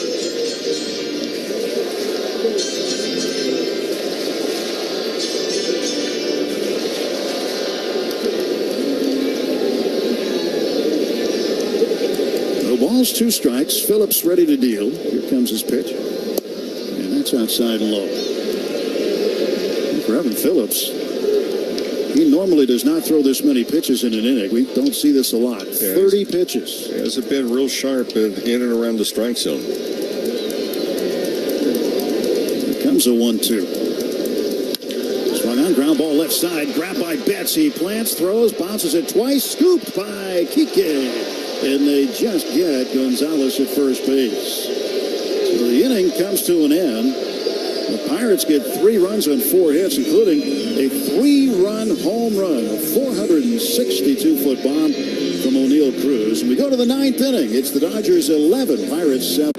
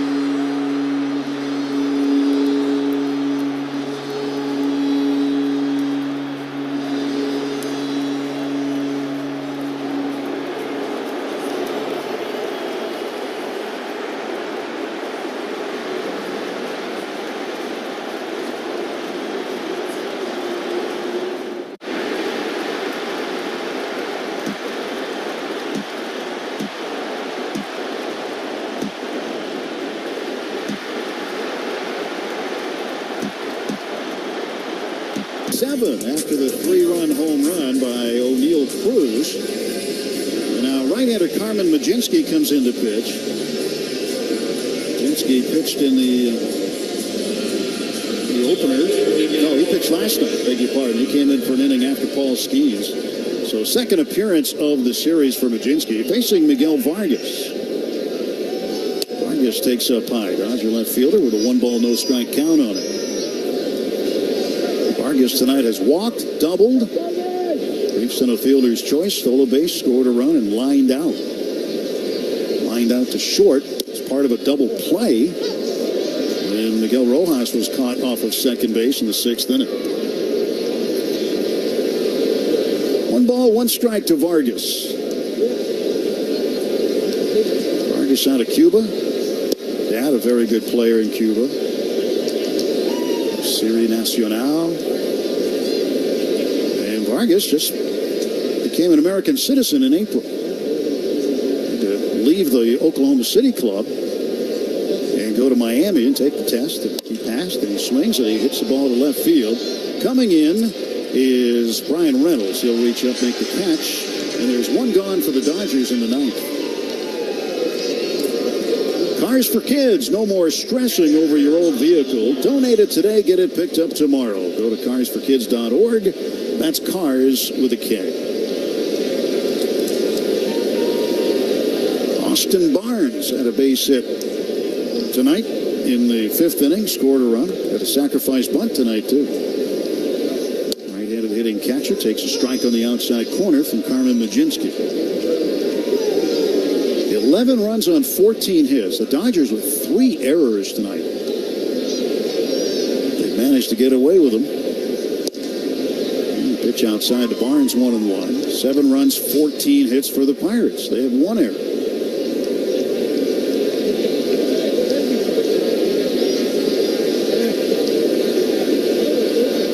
Pitch. Swung on, fouled away. I was trying to get some confirmation on whether O'Neill Cruz's ball did indeed go in the Allegheny River.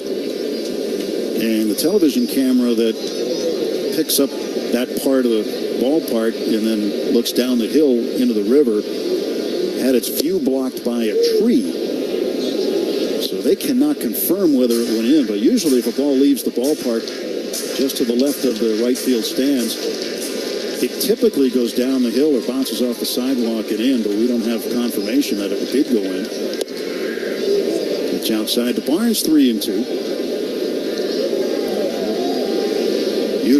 You would have loved to have taken some shots at the river in this ballpark, huh? Except you can't see them, from home plate if you had them.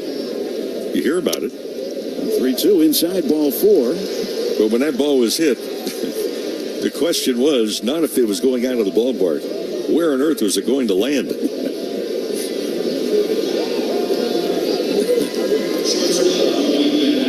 As far as that ball was hit and by the river, there may have been 1 of 2 calls made, either to the U.S. Coast Guard Auxiliary or to a lifeguard. Mookie takes a strike. Slider outside half of the plate. Betts with a 3-run homer tonight. Hit at the dead center field up into the bushes behind the center field wall. It's part of the batter's eye. A 1 pitch outside. 1 ball, 1 strike to Betts. It's also singled and scored in the 1st inning. So he scored 2 runs tonight.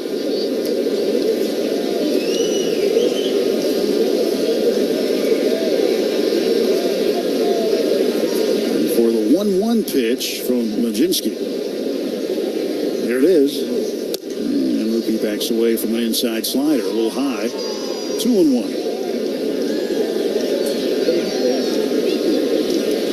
Well, the ballpark you're going to has got a pretty short porch and right. Yankee Stadium's always had that short porch and right. That's why the 2 big home run hitters in Yankee history, up until now, were lefties. Babe Ruth, Roger Maris. They hit a ton of them over that short wall. It's been a short wall no matter which Yankee Stadium version it's been, in the same dimensions. And Mookie walks. But now the big slugger is Aaron Judge, a big right-handed hitter. He hits him to right, he hits him to center, he hits him to left. Yeah, the dimensions in right field doesn't really factor in with Judge. Tell you what, I've stood behind him. He and Giancarlo Stanton, I've stood back of the cage, watched them take BP a number of times in the past. They miss hit balls. They're both right-handed hitters. They miss hit balls that go 10 rows up. Well, on contact is really amazing is that how they're able to compress the baseball. I've always felt, too, and I'd be surprised if the home run that Cruz hit, I'd be surprised if he didn't square up and hit a seam on the baseball. I've always felt that when you hit a ball, and it used to be with the bats were not compressed as much, in the end of it, sometimes you get the indentation, the imprint of the seams. Ohtani takes a strike. Shohei had a base hit, a run scored in the first. Other than that, he struck out 3 times and grounded out. He gets another chance here in the 9th inning of an 11-7 game. Here's the pitch. Lets it go outside. 1 ball and 1 strike.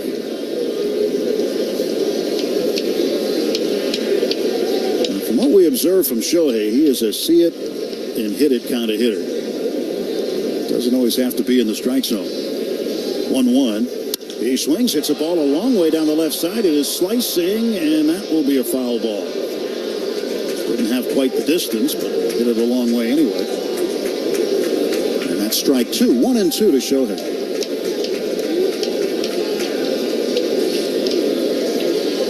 With the strength that Ohtani possesses, I'd love to see how far he could hit one to right here.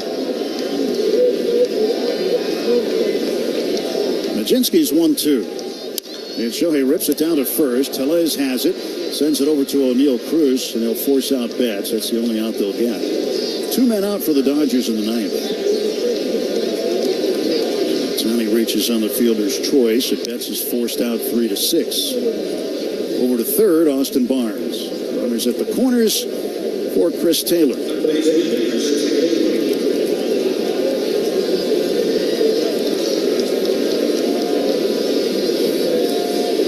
How'd you hit at Yankee Stadium?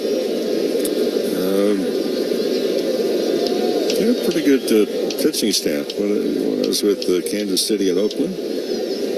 I would say, without looking at the numbers, I showed up. You showed up? I would hope you showed up. Yeah. That means probably didn't hit real well. Well, you know, the great thing about baseball is if you really want to know something, you can find out in about a minute. Well, all you have to do is ask Dwayne McDonald if you want to find out about baseball. That's right. Taylor is swinging a miss. And it's 0-2 to Chris. 2 down, top of the 9th. Dodgers up 11-7. He's going to give us that information. If there's a game show on just baseball, I nominate Dwayne McDonald, our producer-engineer. It's incredible. Runner goes from first to second, but a swing and a miss at a slider, and Taylor strikes out. And that does it. The Dodgers leave 2. We go to the bottom of the 9th. 3 outs to get. Dodgers trying to wrap up this.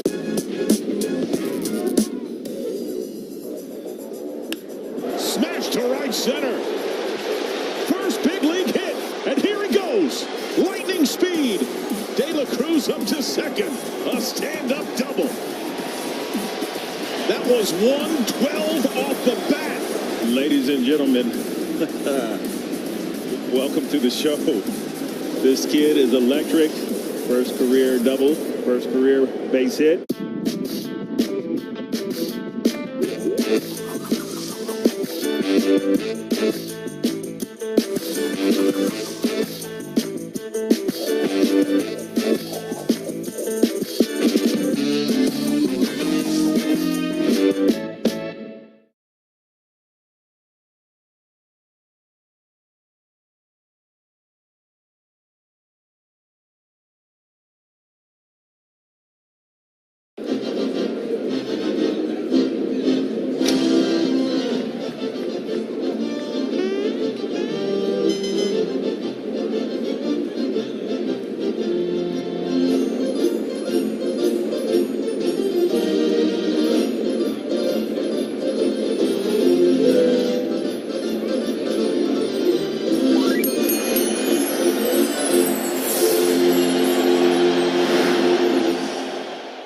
Shield of California and receive an exclusive Dodgers Pride jersey. Plus, stay after the game for a Pride-themed fireworks show presented by General Mills. For tickets, visit Dodgers.com/ticketpacks.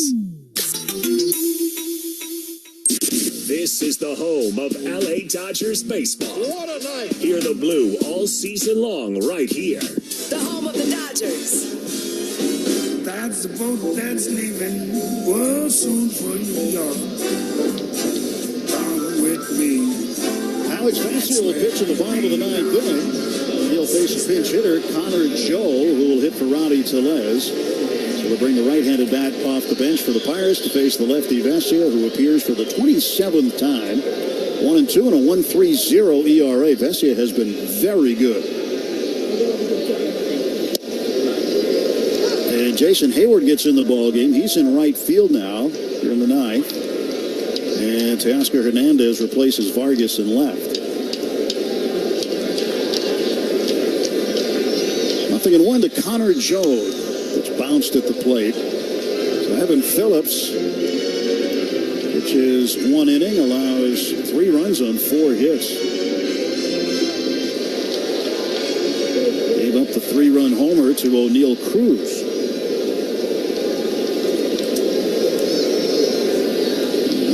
No walks, 1 strikeout. And Vesia with a 1-2 count on Connor Joe. During the break, Dwayne McDonald went to work, found out, Rick, that you didn't just show up at Yankee Stadium. You had your highest batting average at Yankee Stadium of any park you ever played in. Well, I said I showed up. You did show up. 324 you hit at Yankee Stadium. I didn't think it was that. The computer doesn't lie. Oh, Dwayne, another $20. He covers up all the bad numbers. But you only hit 2 home runs there. Yeah. So I'm going to ask you what was wrong with it. There's a swing and a miss, and Connor Joe strikes out.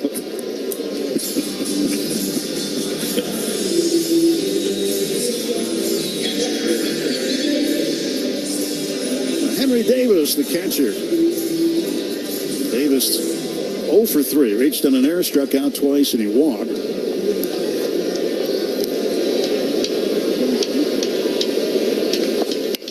He swings, pops it up, foul ground, third base side. Over is the catcher, Austin Barnes, and he watches it go over the netting, and it bounces off the roof and up into the seats.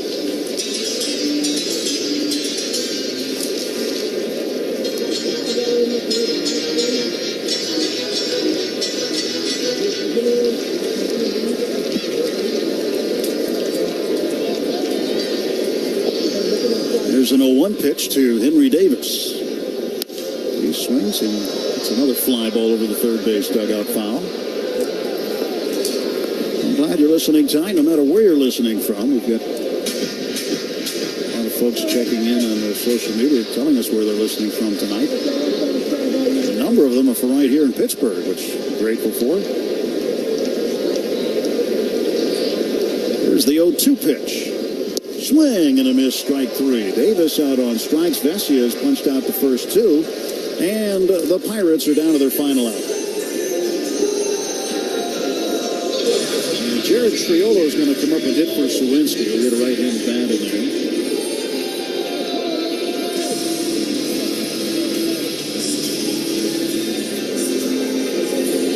Triolo facing Alex Vesia, who is looking to put a bow on this one tonight. Dodgers had a 4-run first, a 6-run fifth. Home runs tonight. Freddie Freeman, a 3-run shot. Mookie Betts, a 3-run shot. Teoscar Hernandez, a solo homer. And the home run by Hernandez unlocked a 4-4 tie, made it 5-4. That was part of that, a big part of that 6-run fifth inning. 0-1 pitch from Vesia. Triolo takes high, 1-1.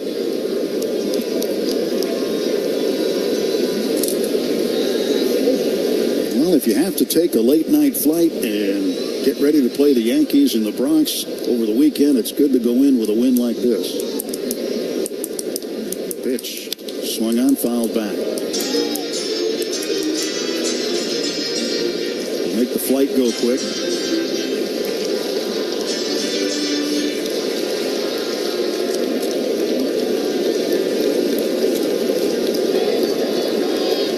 comes the 1-2 on the way from Vesia. Triolo takes low. 2 balls, 1 strike. Yeah, short flight. 318 miles. And the 2-2 pitch. Swung on and fouled back. I think when you put the 2 bus rides together, meaning the bus ride from here to the airport and then from the airport in New York to the hotel, you put those 2 together, that'll be longer. They're landing in Newark. It'll be longer than the flight itself. That's okay. That's all part of it. No traffic tonight. 2-2. And that one low. That one missed by just a little bit. A slider below the knees. And that'll fill the count. 3 balls and 2 strikes. So Pirates down to their last strike, and Alex Vesia out of the stretch. The left-hander kicks, and he comes home with the payoff pitch. Swing and a miss. Strike 3, and the ball game is over. Vesia comes in, strikes out the side in the bottom of the 9th. Sees 3, strikes them all out, and the Dodgers win it by an 11-4 score. The final totals on the ball game for the Dodgers: 11 runs, 14 hits, 3 errors, 10 runners left on base. For the Pirates, 7 runs, 14 hits, 1 error, 11 men left on base. Michael Grove gets the win in relief. He goes to 3-2. Bailey Falter, the Pirates starter, gets the loss. He goes to 3-3. The game took 3 hours and 8 minutes to play in front of a crowd of 22,752 at PNC Park in Pittsburgh. It was a night the Dodgers needed, banging out 14 hits, getting 3 home runs. This is the kind of offense that you expect more often out of the Dodgers, and hopefully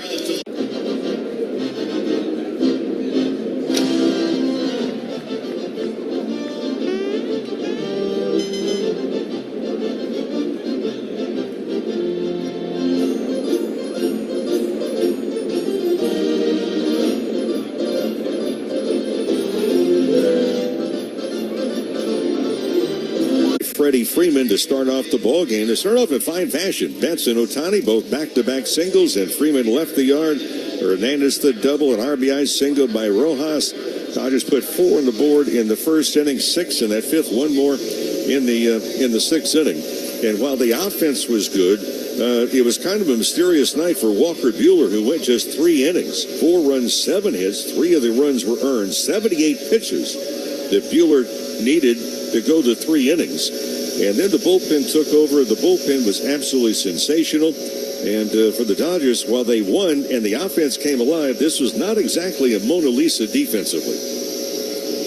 good way to put that. Yep. Good way to put that. Well, I'll see you when you get back to Dodger Stadium. I won't be on the trip with you, so have a good time at Yankee Stadium. 3 games coming up with the Yankees. Morongo Casino, Dodgers on deck, begins at 3 o'clock tomorrow afternoon. First pitch is at 4:05 Pacific time. The Navian Dodgers Clubhouse Show with Tim Cates is coming up next. Final score, the Dodgers 11 and the Pirates 7. For Rick Monday, Blaine McDonald and Colin Yee back in our Burbank studios. I'm Tim Neverett. Good night from Pittsburgh. Stand by. The postgame show's next. The Dan Patrick Show. LeBron going to re-sign with the Lakers? DP, I have a hard time believing he's going to go anywhere else. A lot of players and agents feel like if their client has a player option, they view it as being a free agent because they have that option to pick it up or not. But you're technically not. We'll get to that down the road. Weekday morning, 6 a.m. on AM 570 LA Sports. Listen and follow on the iHeartRadio app. At UCLA Health, discovery and innovation lead to the best care. Our doctors and nurses work tirelessly every day to bring you the best experience so you can live your best life. It's why we're consistently ranked as a top hospital nationwide for 34 consecutive years by U.S. News and World Report. Go to UCLAHealth.org to schedule an appointment today at one of over 270 locations in Southern California. Once again, that's UCLAHealth.org. Sometimes in life, like in baseball, you need a spark off the bench or a late-inning rally to help you win the day. Itoen's Oi Ocha Unsweetened Green Tea, Japan's #1 green tea, and the tea that Shohei Ohtani loves and drinks. It's the perfect source of caffeine to